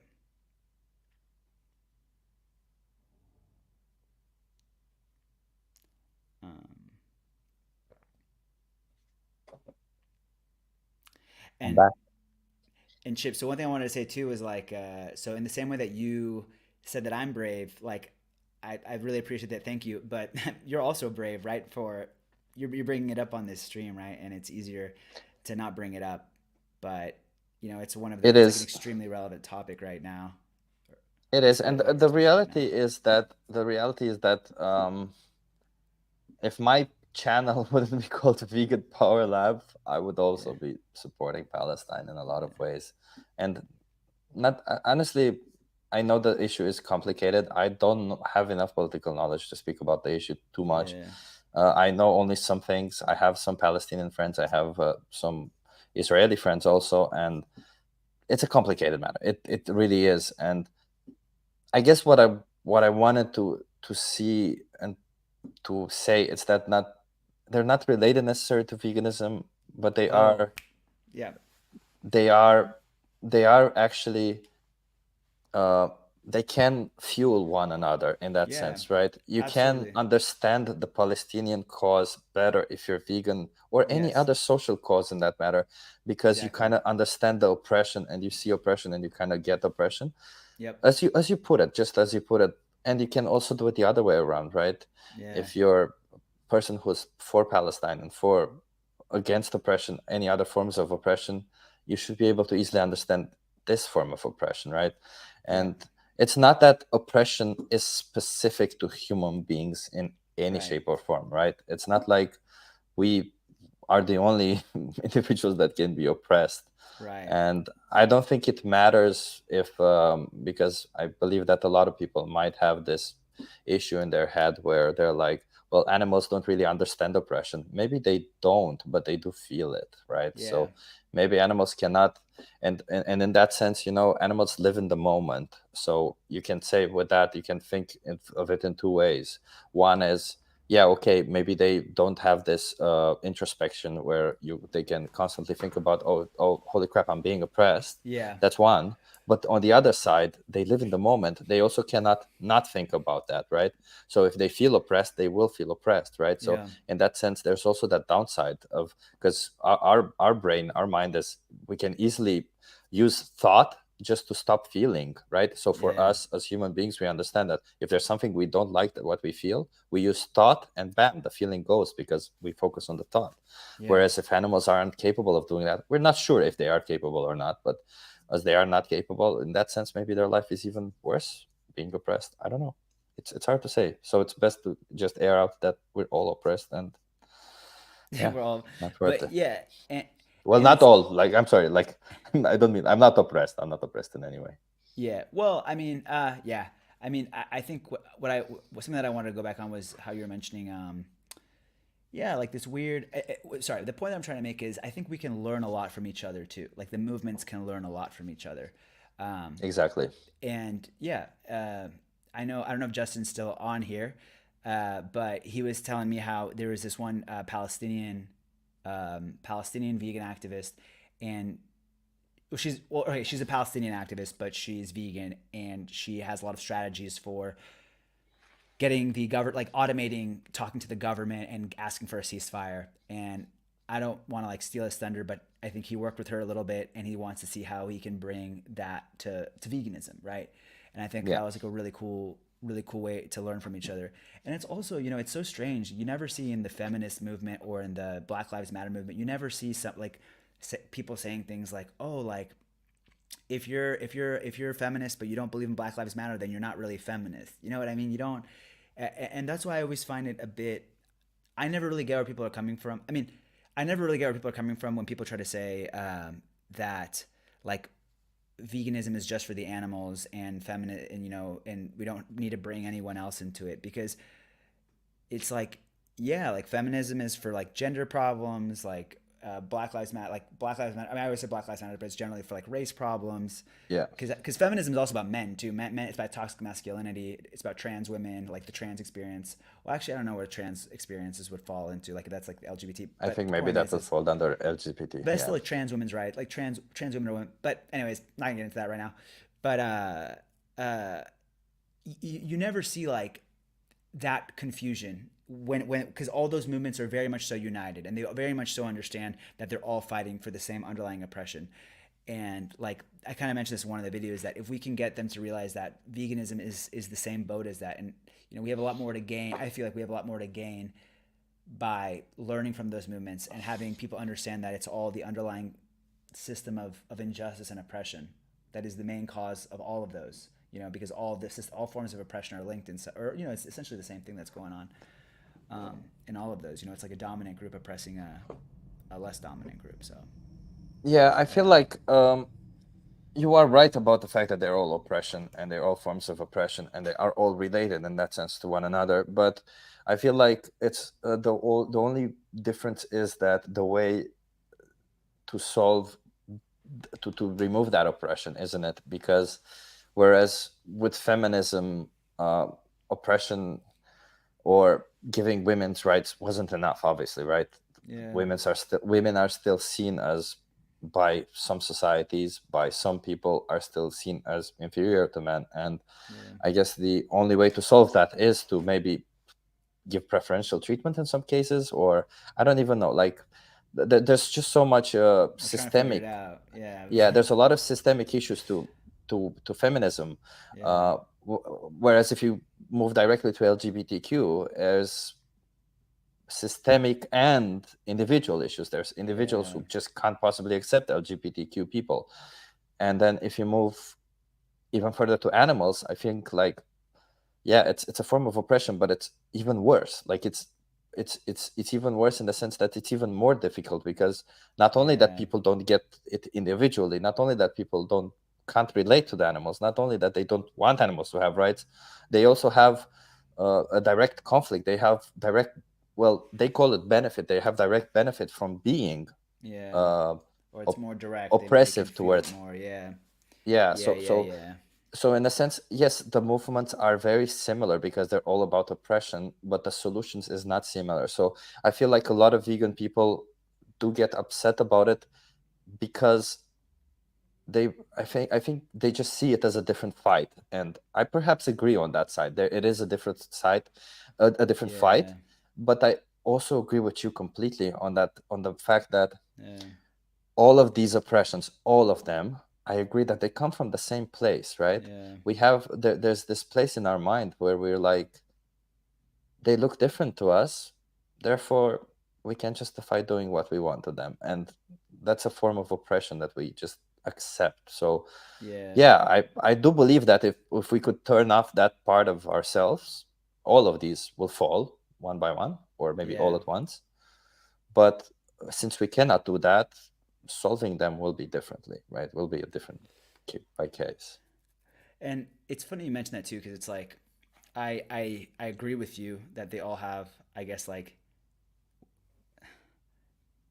yeah, people don't love that we are all animals take, and I kind of get it too. I feel like veganism Yeah, is specifically for I'll stand by that. Veganism is specifically for non-human animals, um, exactly. and that they do deserve their own movement. Which I feel like is what people always like attack intersectionality. Be like, you're saying that veganism is for everyone. It's like, no, no, no. I'm saying veganism is its own thing, but it's also like Yeah, same with that feminism is its own thing. Blah blah blah. But anyways, what was I getting? Oh yeah, they all have different solutions. But in the same way, it's like, okay, great. So okay, I want to be as feminist as possible. So how do I change my behavior to align with feminist values? And saying it that way sounds messed up too, because it's like at the end of the day, it's not feminist values. I mean, it is feminist values, but it's like, how can I treat, I'm just trying to think of the right words here. How can I treat people the same, or better said, like how could I treat someone in a way that I would want to be treated if I were in that position? And I feel like that is the exact same case for every golden rule. single, for exactly for every, and I think that is for every single one of those movements. That is the thing that ties them all together, and it's different the way that you have to behave with all those different people. Because I also don't want to say like, oh, like black people need to be treated. I mean, because to say like, oh, I don't see color. It's like no, because black people do face a very different reality than or I mean, I am also colored and I also face discrimination and stuff, but and a lot of racial trauma. Nah, that's for another I'm time. sorry. But thank you. I'm making light of it, but it is something that growing up, I was not white, and the way that it's affected me and changed the way that I like see the world and like feeling different as a kid. Um, so, but the point is the point is more like what I was getting at earlier, which is, how would I treat somebody differently? Sorry, how would I want to be treated if I were in their shoes? It's not always treating them exactly the same, right? It's not always treating everyone exactly the same, right? Because maybe that isn't what they need. Because also, I wouldn't treat an animal the same as I would treat a person. But if I were in the animal's Exactly. position, I sure as hell wouldn't want to get my throat slit. You know what I'm saying? And if I were a woman, like obviously, I don't get, I'm not gonna get pregnant, right? I don't have a reproductive system. But if I did have a reproductive system, and if I could think about that, at least that element of like of what it is to be a cis woman, anyways, like how would I want to be treated? Yeah, like yeah, basically, how would I want people to treat me, and how can I act accordingly? So I think really that's the thing that kind of connects them all together. They all are solved at like the highest level. Like if I were in that person or that being's position, how would I want to be treated? And you're right, like that treatment is different for the different, you know, shoes. Yeah. For the Pumas. No, I'm just kidding. Boycott Puma. For the Nikes, for the Adidas, for all that stuff. Um, but at the end of the day, the underlying question that I feel like we should be asking ourselves is how would I want to be treated in that being's position and act accordingly? Yeah. I do like Leon's take that, Individual's position. Yeah, yeah, maybe I'll say I, individuals. I also, you'll always aim for using this word individuals. That's a good one. Maybe I will too, Yeah. because that's the And best. It's yeah, the and I feel best. like you're absolutely 100% correct, right? They're all coming from this idea that the golden rule, right? It's a form of empathy. It's this empathy that drives us, right? So, in a sense, empathy just says, as you said, I don't want to be treated, or I would want to treat others how I would want to be treated, or I don't want to be treated how I don't want to treat others how I wouldn't want to be treated, right? So in that sense, all of these, all of them, like all of these movements, it's true, they all come from the same place of empathy, right? We want to be empathetic towards how these people are suffering in society. Like if I come from a privileged position where I'm a white male, and I am a white cis male pretty much, well, I am not pretty much, I am a white cis male, Yeah, and yeah. I can easily say that I haven't had any discriminatory issues, and society just works for me. I could easily just go by and say, Yeah. hey, what, that's just what happens, right? But then if you read the stories, if you find out what all of these individuals go through from any of the, whether they're women, whether LGBTQ, or whether they're animals, they all go through, of course, different experiences. First of all, that's why I also say that the movement is different, because they go through different experiences. Yeah, But all yeah, of yeah, yeah, them yeah, end up in situations where I myself would not want to be. So yeah. then my Yeah. empathetic side just Yeah. says, holy crap, I don't want Exactly. this to be existent. I Yeah. want to live. It's not that I personally care about them so much. I honestly, I don't care about everybody that much, right? I'm just a regular person. I care Yeah. about Yeah. myself and I want to about Exactly. my day. But I hate the fact knowing that my life is so much better than somebody else's, when when just for what? Why? Because just because I was born in a different way? That's not fair. Why is that Yeah. fair? It's not.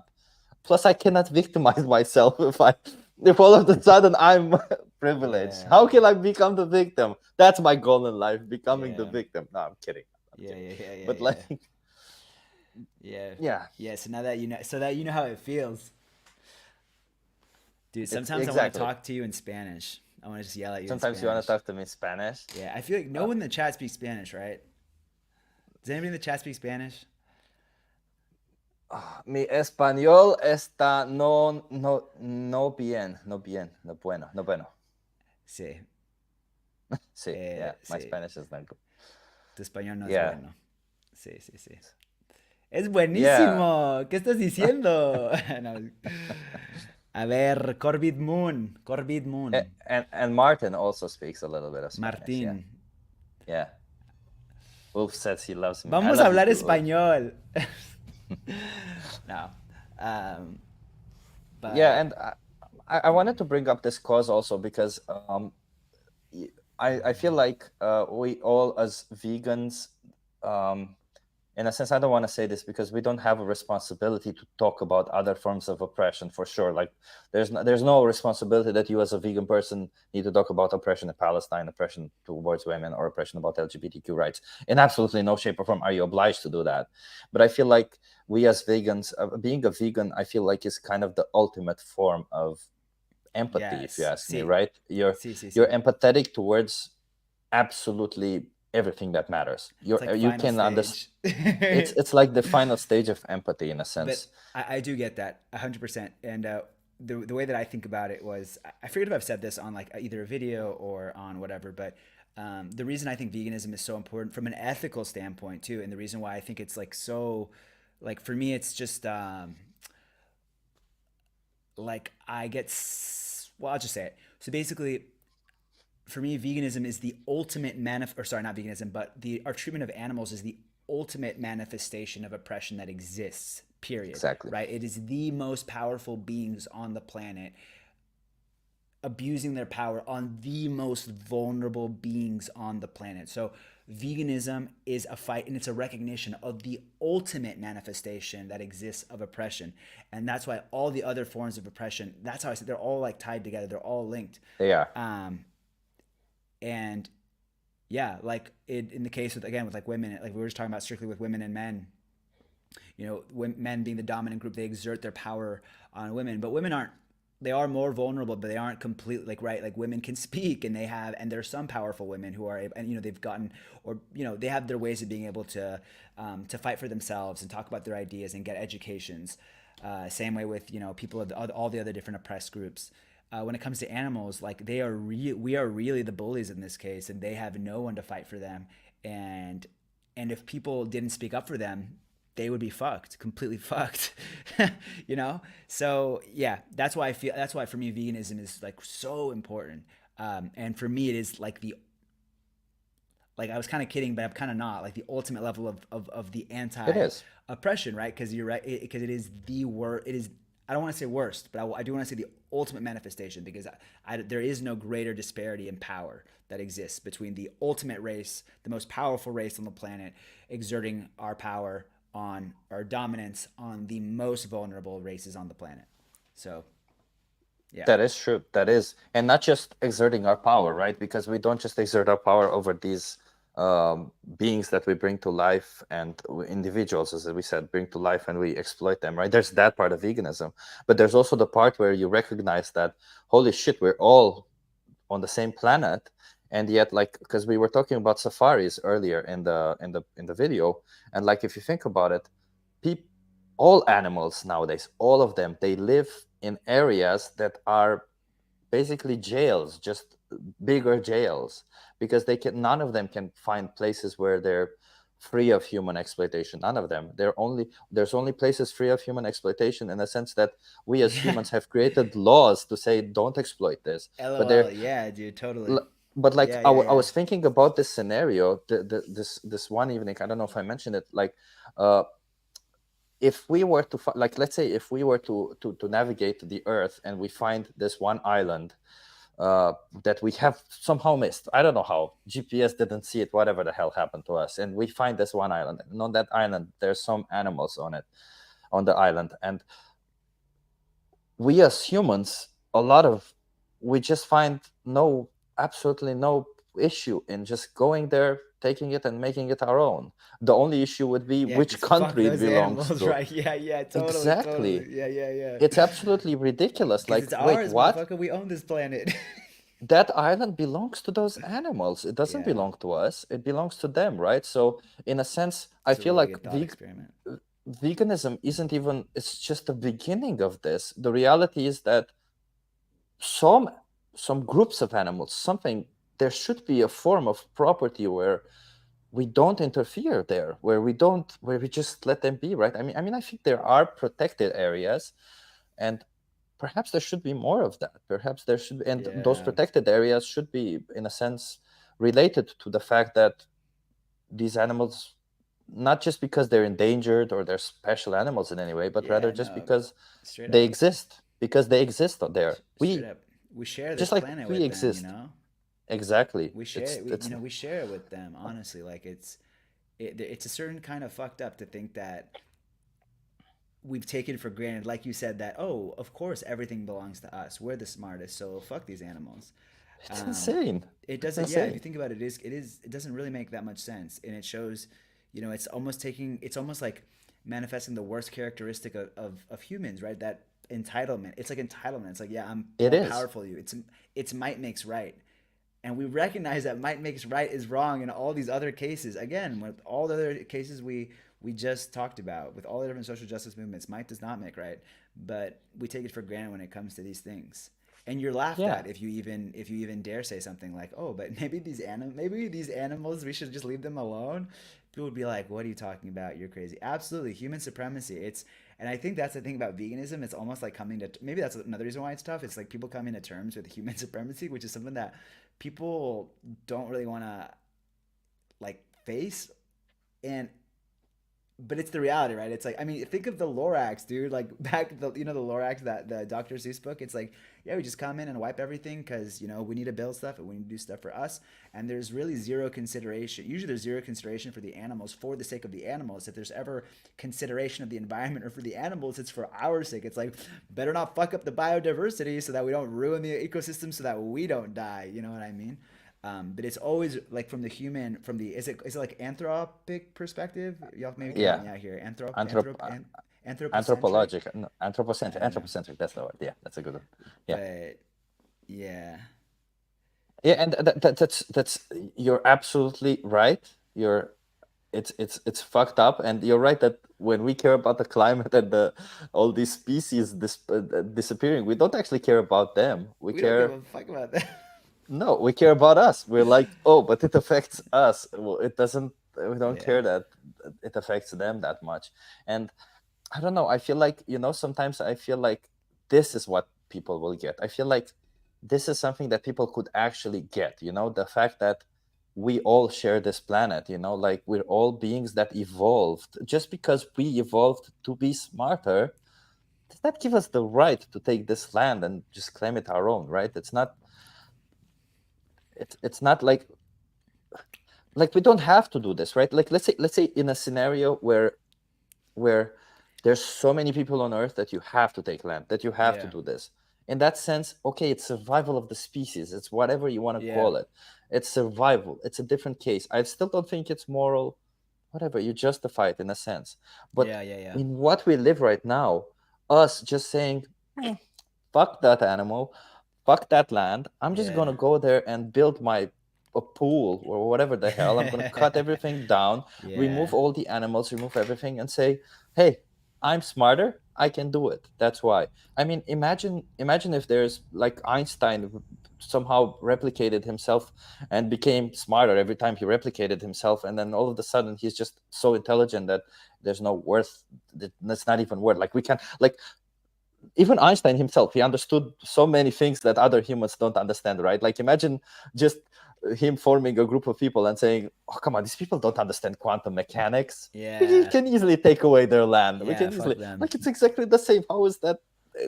Yeah. But it's really funny how you it's really funny what you were saying because it makes me think of like we're really getting into I guess politics no politics I don't know what's the theme that we're getting into but you make me think of like colonialism, right? And when because growing up in the U.S. I was always kind of I think a lot of people are going to cringe that I said colonialism, but I'm talking like from my experience growing up in the U.S. Um, we kind of in the back of our minds we get taught that it was okay what we did to this land because look how smart we are now. We're the best country in the world, and we are the whole world would be fucked if it weren't for us, right? Like that's what you Yeah. get sold, and I think that's the narrative a lot of Western countries get when they are learning about all the things that they brought to whether it be Latin America or Africa. But when you think about it from the lens that you just talked about, it's like, or even taking a step back, it's like the justifying. It's like, well, we were more advanced than them, so of course we got to do like, why, like we're doing them a favor by like invading and killing them and taking their land and showing them everything that they needed to learn. But you're right. It's like just because societies were advanced at different levels or advanced or grew differently because sometimes I think about Native Americans and a lot of the times I had been taught that Yeah. Native Americans were like well they were just like fucking savages, like who gives a shit about them, they were like Exactly. just well they didn't even have technology, they saw a gun and they were like what the fuck, so of course they lost, like of course they didn't deserve anything. But then when you think about it from the angle you were talking about and how and especially like making the connect with animals and how does that difference in mental development really justify killing others and taking from them what's theirs? And it's like No, it really doesn't. You know, that's not a good reason to do that. And like, so what if they weren't as developed and advanced? Did that mean that it was okay to come and murder them and take their land? It wasn't. No, obviously not. So yeah, it's another beauty of veganism, right? That's for me, like going vegan was like doing shrooms, honestly, or Same. not shrooms, like something like LSD. It Uh, opens up your mind to a yeah, you just perspective that you just never realized. yeah, you It's just kind of like, like, mm-hmm, absolutely. holy crap. You're like, you just go all of a sudden, holy crap.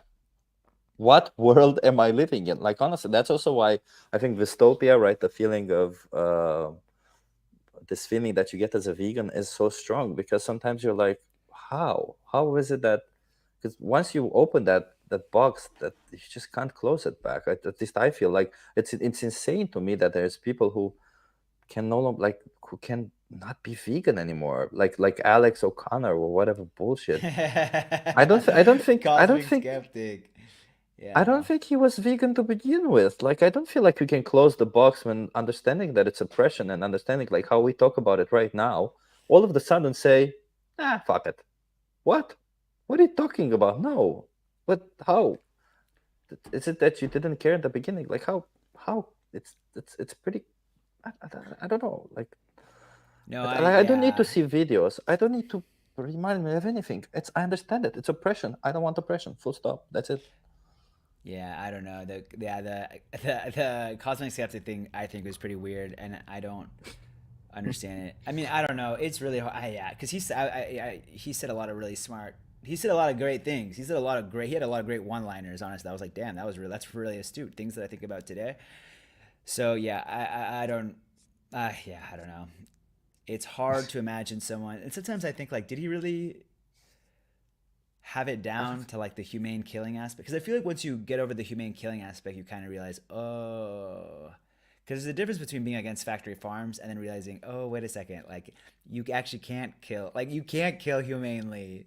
Damn, you actually can't kill someone ethically without them wanting to, you know? And I think that is something that was missing from, like that's the only thing I can think it must have been missing, because when I think, but I don't know, like I don't know, maybe he got really serious health problems too, and then he just did mental gymnastics, um, which by the way, everybody on this stream, that's why I really think it's important for us to like as vegans to really understand nutrition too, and make sure we're eating the right stuff, and make sure that we're sure. not, you know, being able to be good at, you know, like obviously live, but also show good examples, because for the rest of the world, because yeah, you don't want to end up like Alex O'Connor and get really really sick and not be able to, because I empathize with people who get really really sick and they are going on a vegan diet, like they're trying to do their best and they get sick, and that's terrifying. That's terrifying. Imagine like your life is like slipping away from you and you're just genuinely, and let's say you're genuinely eating it for the animals, and it's just horrible, right? Can you like, I don't know, y'all, like think about the last time y'all were really sick, like, and that feeling of fear of like, is my life ever going to get back to normal? So I can totally, not that I'm accepting the behavior of like going back to eating animals, but I understand that fear of survival that can get someone to go back to eating animals. And so it's so important for us to like take our B12 supplements, eat your legumes, you know, do all that, like make sure that you're informed on like nutrition, and go to, and like go to if you can go to, like if you can afford a plant-based nutritionist or whatever. But in general, there's so many resources out there. Like read like Chip, if you haven't read it, like I seriously recommend reading How Not to Die, and I seriously recommend clicking on my affiliate link below any of my videos so that I get that little commission. I will. I will. No, I'm kidding. I don't think it's even live anymore. I need to redo all of those. But seriously, How Not to Die is I'm like a, confused. Is there a commission link or not, there is a bro? commission link, but I think it's dead, and it's been because I opened it when I had like 200 subscribers, and I think they kicked me off the program. But the important part Okay. is I seriously recommend, yeah, or I mean, I mean, you're probably fine, but for everybody to read How Not to Die, for everybody to read these different nutrition books and books that are available by, you know, doctors, like plant-based doctors, because they're really, really good resources. And honestly, I feel like I know more about the body than I ever have, and I have seriously like no concern that I'm ever gonna have any issues, when it comes to, you know, when it comes to like nutritional issues, because yeah, man, I just feel really confident with all the resources that I've been reading, and there's a lot of stuff out there, and I think we should be encouraging people to read that stuff. And I don't want to cause any stirs, but like, don't, if someone tells you they're doing raw vegan, try to convince them not to. Please, like, just please tell them to Yeah, cook their food, eat the canned beans, please. That's not because you get vegan. people dying doing that stuff. and that's not what we need. And there's no health benefits that I've seen from any doctor that says it's good for you or any better for you. Um, and yeah, and just people say doing like weird diets. Obviously, if they're not eating animals, it's good. But I think it's always important for us to encourage people to really understand their nutrition, because the more people the more healthy vegans we have, the better. You can still drink alcohol, smoke weed, do whatever, do whatever. But but when it comes to making sure you're giving your body the nutrients that it needs so that it doesn't crap out on you, so we don't have other people like Alex O'Connor. It's Yeah, really like the best. and for that matter, eat enough. I think like that's the biggest issue Yeah, eat as a enough. vegan, because it's you eat more fiber. Fiber makes you feel full, so you end up eating less. Eat enough. I don't Doesn't matter. It's Don't be afraid that you'll get fat or stuff. You don't get fat from one day to another or that easy. It's not easy to get fat. Yeah. So Well, just even eat. reading these. Sorry, go ahead. No, just eat enough and eat varied, mixed, all of it. Eat from And the at the good end of the ones. day, if you don't make it, if you don't have a solution, go to a nutritionist, go to a doctor, see some professional. Don't just Yeah. go abusing animals. Just fuck it. It's not worth it. Yeah. It's not worth being part of that oppression chain. It's not worth it. We Yeah. can create a new world where we stop this oppression, right? And I see Dinesh, you and I think a lot of vegans understand and believe that by a vegan world would be a world probably without oppression. Yeah, a lot closer to, for sure. I mean, it's like the climate solution. There is no climate solution without a plant-based solution, and there is no world free of oppression without animal liberation. 100% agree. There is no 100% exactly. agree. Um, Yeah, whether that triggers it, yeah, that's maybe a different question, right? Because people will always fight about religion and bullshit. But like it is the a world cannot be free of oppression if we oppress animals, right? That's just by definition it cannot be. so this is not a spoiler, but in Christspiracy, there is a part that really made me. I think there's a quote from. I think it was like Socrates or Plato or someone, because it talks about them, and it says something like, like judge a society by how they treat their animals or something like that, or judge someone's ethics by how they view animals or something like that. And I was like, fuck yeah, that makes so much sense. Because people say, oh, I judge people based on how they treat the waiter or something. Because the idea is how does somebody with a bit large, because in essence what they're saying is how does someone with a large power, like when there's a large power imbalance, how do people react to that situation? How do they react when they're in the superior group? And it's the same concept with the animals. How does someone treat animals? And I'm not talking about dogs, by the way. Yeah, uh, so yeah, yeah, yeah. totally. Um, I want to ask you a couple more questions. I know you have to go. I know I also want to go. It's pretty late, and I want to ask you just two more fun No, yeah. questions so Let's that do we it. end it on Let me just check my phone real quick. Make sure nobody is waiting on me. Oh shit. You got some. I'll ask you one question and then we'll end it. Um, Okay. Okay. Let's. Okay. I gotta be out of here at 10:30. All right. I gotta be okay, out here well, at I'll ask you 10:30. one question, one quick question. If you Or could, two. Okay. Dime. or Dime. two, Dime. or Dime. two, yeah. Let's see. If you could choose one animal in this world to give, do you know what sapience is? The book. No, no, no. Sapience is like the capability of thought, of Okay. introspection, and basically what we have I was like over the animals. genus. And the It's genus. like, No, but okay. Yeah. yeah, sapience is basically the kind of intelligence that we have over animals, Oh right? no, not the So if genus. you The could species. give that, if you could give that to any animal or to any species of animal, which one would you do? Interesting. um, so are you saying just like a level of intellect similar to ours with the ability to express themselves? Let's say that, yes. Ooh, Doesn't mean yikes. expressing themselves we would understand it. They might still express themselves as they did before. Oh, like orcas. Because orcas are pretty smart actually. Orcas are they're a lot closer to us than you would think at first glance. I watched like a documentary on them once. It was pretty crazy. Anyways, let's see. I don't know. I guess for some reason I want to say cows, but that I also want to might not say be the cows. right. I want to say cows, but that might not be the best answer. Like, dude, maybe chickens. Ooh. Because I think chickens is a better answer. I want to say cows, but I think chicken might be the best answer. Chickens, just because there's so many of them, and damn, and they would take over probably. They'd figure out a way to take over because there's a lot of them. So maybe not chickens for our own survival. No, but Especially especially seeing as how we treat them, right? yeah, no, I think it's 70. Yeah, I think it's 70. I did a video on this once. It's 70 billion chickens a year. That's a lot of chickens, yo. So they would revenge straight up, straight up. So maybe not chickens. If they're smart enough to like gather and figure stuff out, Ooh, maybe I chickens would not be good. I see Ali is mentioning, I think animals should stay as they are. There's nothing special about humans. I like that. So let's say you have the option of giving it to one species of animals or taking it away from us. Or taking it away from us. Oh, you're trying to get me canceled. No, I don't know. I Yes, mean, get canceled now. I'm not trying to get. I don't know. I don't want to. I don't necessarily know if I want to bring this out on a public forum.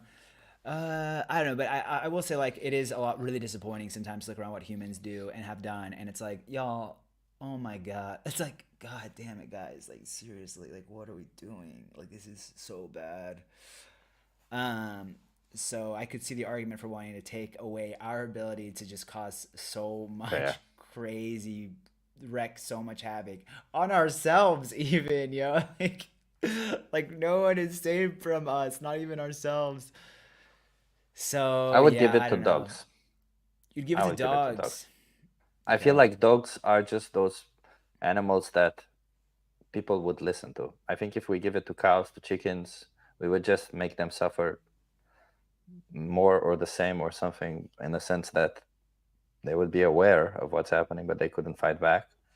And giving it to because right, like as we just discussed earlier, we we oppressed other humans also. It's not like Yeah.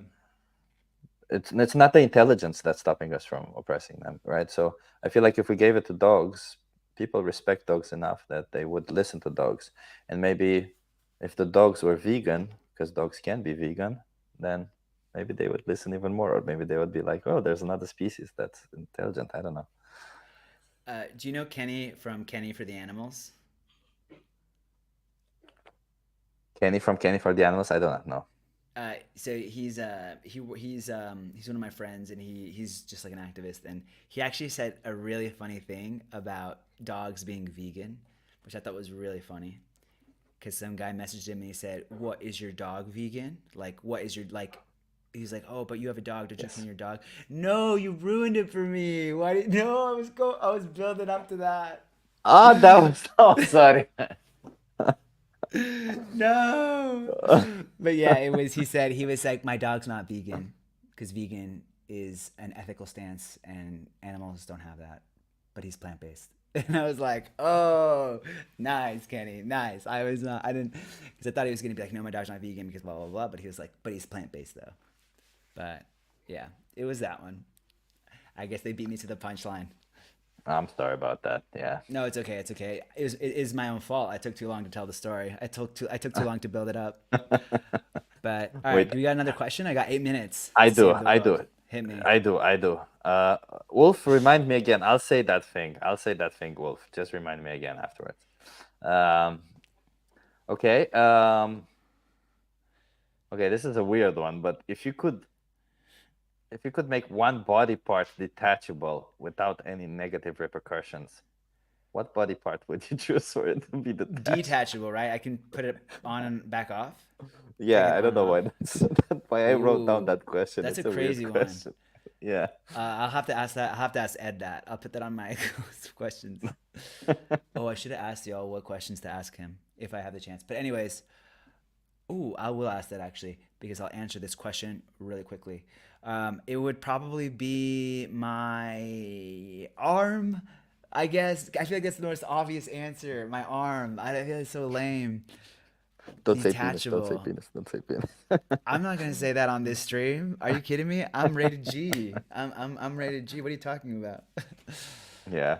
um, but I don't know. Yeah. Maybe biceps would be interesting, right? Just have bigger biceps. Just replace with a Oh, like magnet. reattach. Oh, like oh, there. Oh, I can put on other body parts, or I can. Okay, I I'm see. guessing. I see. I see. I see. Then maybe my calves. I've always wanted to have those like giant fucking calves. Man, you're such a politically correct. I like that. Yeah, calves, Wait, sure, why? calves, The calves are sick, calves. like the spiky calves. Everybody wants bigger calves. Yeah, so Uh, I mean, bigger feet, bigger feet. I can use bigger feet. I love to ask for 12s at the shoe store. But Chip, I do want to ask the audience, like, okay, if I get the chance to, there's a small chance, like very small, like 0.01% chance that I can interview Ed this weekend. 0.01. Um, do y'all? What question should I ask him? Like, is there any question that I'm trying to think of, like good questions to ask, like that, what do you want to ask Ed, like, and I'm trying to think what would we want to ask, like the number, like the biggest, yeah, probably the most influential content creator of all time for veganism, like at least in this moment, like the most relevant content creator of right now, the who's like brought like a completely different, um, or who's brought a lot of people into the movement. Anyways, probably one of the most successful vegan activists of all time. So, anyways, do y'all I have would ask. any? Okay, yeah, Chip, and I put in would. the I in the would. chat too, y'all. Yeah, put it in the chat. What I would ask is, They're still talking about the fucking. They're still talking about the yeah, fucking detachable biceps. I would ask is what is the one argument against veganism that you dislike the most, or that's something that you would want to eliminate or something, because I think it would humanize him a bit, which is good because he's so good at what he does sometimes. So yeah.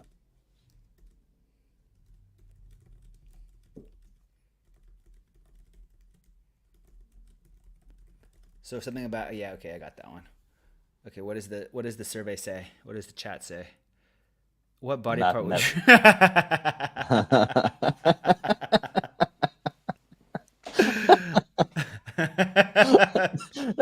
Yeah, that's such a weird question to ask. Imagine just me. Oh, but imagine being in the audience, Ed's reading his book, and then He's like, he's yo, like, I "Okay, sourced this question. everybody, ask me questions," and you're like, "Me, me, me." It's like, yes, sir. What body? I can't even say it with a straight face. That's so funny. I think it That was, would I be. don't know where I saw it in a show where somebody's like, "Okay, ask questions from the crowd," and goes like, somebody goes, "Me, me, me," and then he asks, "Okay, if I have a rash on my back and it's like this, how do I?" Yeah. They asked like a random question. The question that I thought of was when Patrick asked if mayonnaise was an instrument. Who knows that reference? Who knows that reference? Drop it in the If, chat. um, Do you know that I think reference? we're. I do not know that reference. No. SpongeBob.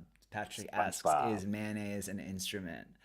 Uh, what was I the last haven't question? watched a lot of SpongeBob. I know the memes, but I haven't watched a lot of the.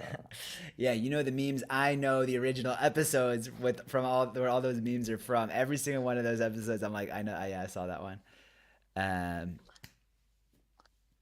I know you have to go. I know you have to go. I I don't can want stay for another to few ask hours. you. Nah, I'm just kidding. I No, don't want to tell ask me. you more I'm kidding. questions. I One don't want to more? ask you more Are you doing one? questions. One more All right, we got questions. three. You We got have. 3 minutes. We got 3 minutes. What is It's an a instrument. tattoo that you have or would like to get? Oh, I don't do tattoos. See, easy. None. I don't know. I Really? always, yeah, I know. Everyone is getting them now. Like, I don't know. I kind of like my body as a blank canvas, I have a tattoo. as a white canvas, like a blank canvas. I see you got yours. Yeah, yeah. I don't know. And Yeah. I like mine without anything on it. But I also, yeah, I don't know. I think it also has to do with like I wasn't even vegan 4 years ago, and like my life radical, or whatever, if for 4.5 years ago, and like my life has just radically changed. So I don't really feel comfortable getting anything on my body that is permanent like that. Even like piercing my ear, I was kind of traumatized by. I was like, oh my god, what have I done to myself? Um, I would if it were a temporary tattoo, I would get a sleeve tattoo. I would get it if it lasted like 2 years. I would love a sleeve tattoo. That would look sick. But I'm not gonna, that yeah, I can't get that for forever. I mean, yeah, Okay, we have 2 more minutes. I know you tat- have a lot of great videos, Danish. I know you make a lot of good content, and um, I don't know. I think your content is valuable to both vegans and non-vegans in a sense. Maybe we should have talked about this earlier, but I really like your series where you travel and you show vegan foods as you travel, thank you. and I think that a lot of people will enjoy this because the reason a lot of the times why I'm reluctant to traveling is also because of vegan lack of vegan options and such. So you Thank showing you. that you can easily travel in certain destinations with vegan options, and you show these amazing foods and such, it's such a big thing. So Dude, thank you. I think you should lean a bit towards that in some areas since you travel so much, and you do make great videos about that. But I mean, that's my own perspective. I don't take it necessarily because I'm a weirder person in that sense. But I just wanted to You are vegan bring after it all. up. Yeah, I just wanted to bring it up and sort of plug your content because I really do think it's good content, and I think you're a very smart person. And um, I don't know. Whereas I get stuck in discussing veganism with strangers, you also do that sometimes. But I feel like you try different things, and that's valuable. That's very valuable in its own. Thank you, So Chip. Yeah. Thank you, Chip. Yeah, and I mean, it comes at a good moment because yeah, like I just filmed a video in Zurich. I was in Zurich for the weekend, and and yeah, like, and I think you're right. I kind of want to lean in more heavily to because I do travel a lot. I'm in like all these random places, and I'm just like, yo, like, because that's a big thing people say. It's like, oh, what if I'm traveling? All right, let me show you how it's done. Like, but not even. It's just like, okay, yeah, like I'll show you how I do it. Like, because I'm always doing it, and it's you can go find cool places to go and eat good food, and it's I've always found cool places, and you can also probably get a lot of people into veganism too if they're maybe just want to see the places and then they see some yeah, good and food too. I see Jigger says Happy Cow is every vegan's best travel friend, but it's true. Like you can find restaurants and places to eat as a vegan, but I feel like for me, at least, valuable insights would also be hotels where I don't smell the bacon or the omelet in the morning, or hotels that kind Yeah, of have in their 24 hours buffet vegan options, which is not that often if you think about yeah, it, yeah, yeah, yeah, or yeah, like travel options, because if you're going to travel for 6 hours by train, I would like to have vegan options. Or yeah, yeah, yeah, I feel like as a vegan you don't just want vegan options, but you also want to be surrounded by vegans more. So yeah, stuff like that, like when I traveled to Spain, I saw a lot of donkeys being used in a yeah, village. I fucking hated that. I hated that. I don't want to yeah, see that. It really yeah, ruined my day when I got to that village. So I don't know, like that kind of stuff is helpful, as a yeah, to know not to go there. Like animals are being exploited terribly there, so maybe stay clear of that. yeah, I don't know. yeah. I do see some of that stuff sometimes when I travel, and I try to never when I'm I try never to ever show that on my video. Even if I do see it, I'm like, oh, not using that footage. And then another thing I'll do is I never try to include any meat in my videos. Um, Exactly. there's sometimes I think I still haven't done this yet, but I think I'm going to include sometimes like non-vegan stuff if it's like I'm looking at a bakery and I'm like, because sometimes they have like the vegan option and I'll be like, oh, okay, just only get the vegan. Like I'm just like trying to only get the vegan option in the frame. But sometimes I might be like, hey, like, okay, there's a chocolate chip cookie next to this vegan cookie. It's not vegan, but like I'm just gonna focus on the main cookie. But just because it's like I feel like that's fine, it could just as easily be not vegan. It could just as easily be vegan versus like showing a big slab of steak is like okay, yeah, it's also just like respect to viewers. It's like, dude, like I don't want to necessarily see that either. If it's like a like a even a cheese pizza, I can just pretend it's like a vegan cheese pizza. You know what I mean? Um, and again, that's mainly when I'm trying to like show food next to like I'm in a bakery and I'm like, oh, check out these vegan options they have, kind of thing. Yeah, yeah, so in that sense, when I said all that, I was mostly to emphasize the idea that there is more to it than just finding restaurants to go to, right? There's Yes. traveling as a vegan isn't just about that. And maybe if I could give some feedback, I would appreciate it if you do see stuff like that, that you mention it at the end of the video, or sometimes just to, or in the description or something, Yeah.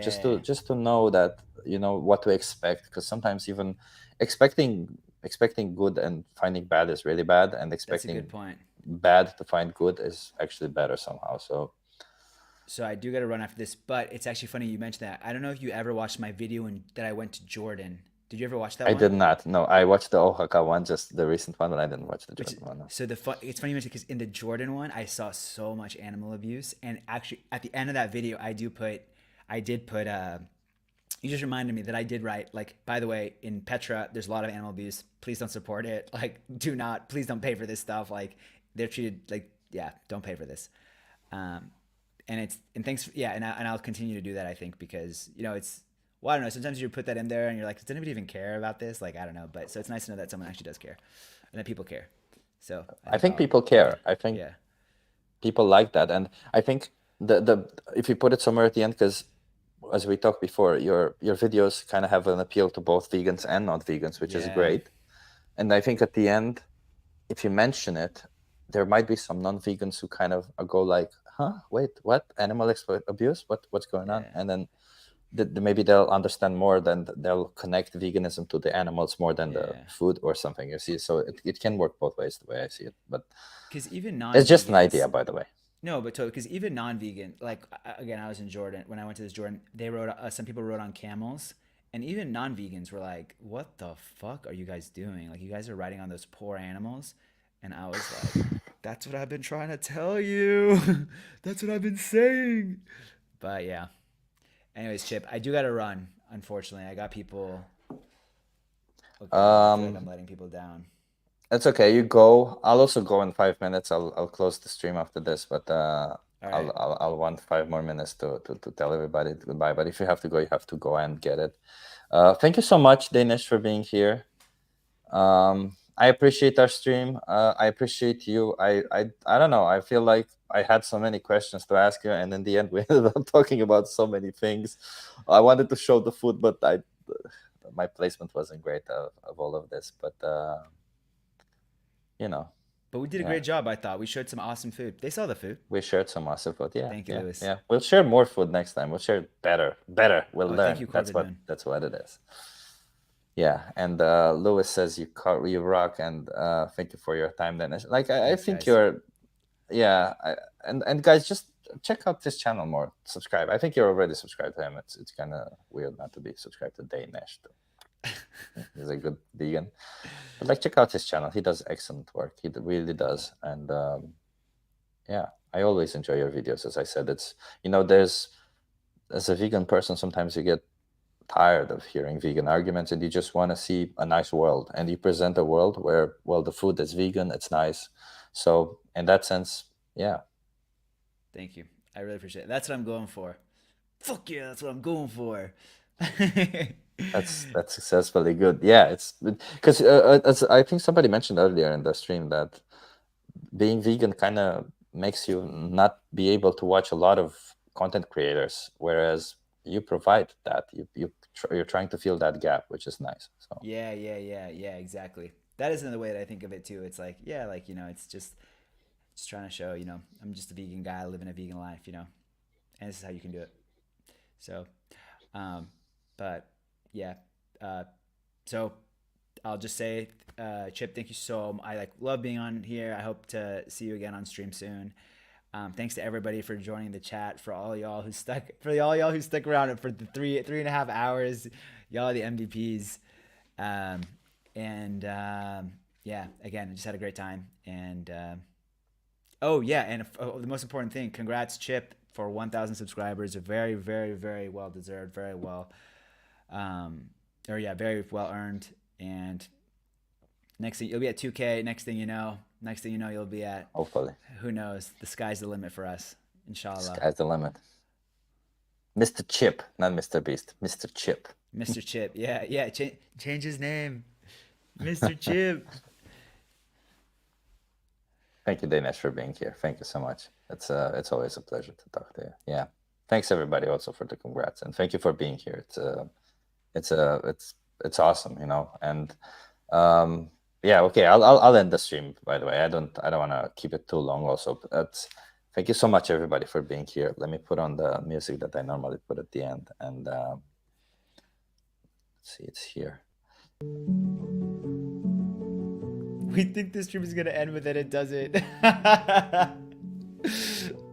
how it always goes. Thank you, Wenson. When you enjoy the company, it always goes like that. So thank you everybody for being here. I don't know, it was a bit of a different stream. We tried things out. We ate some. We tried a bit.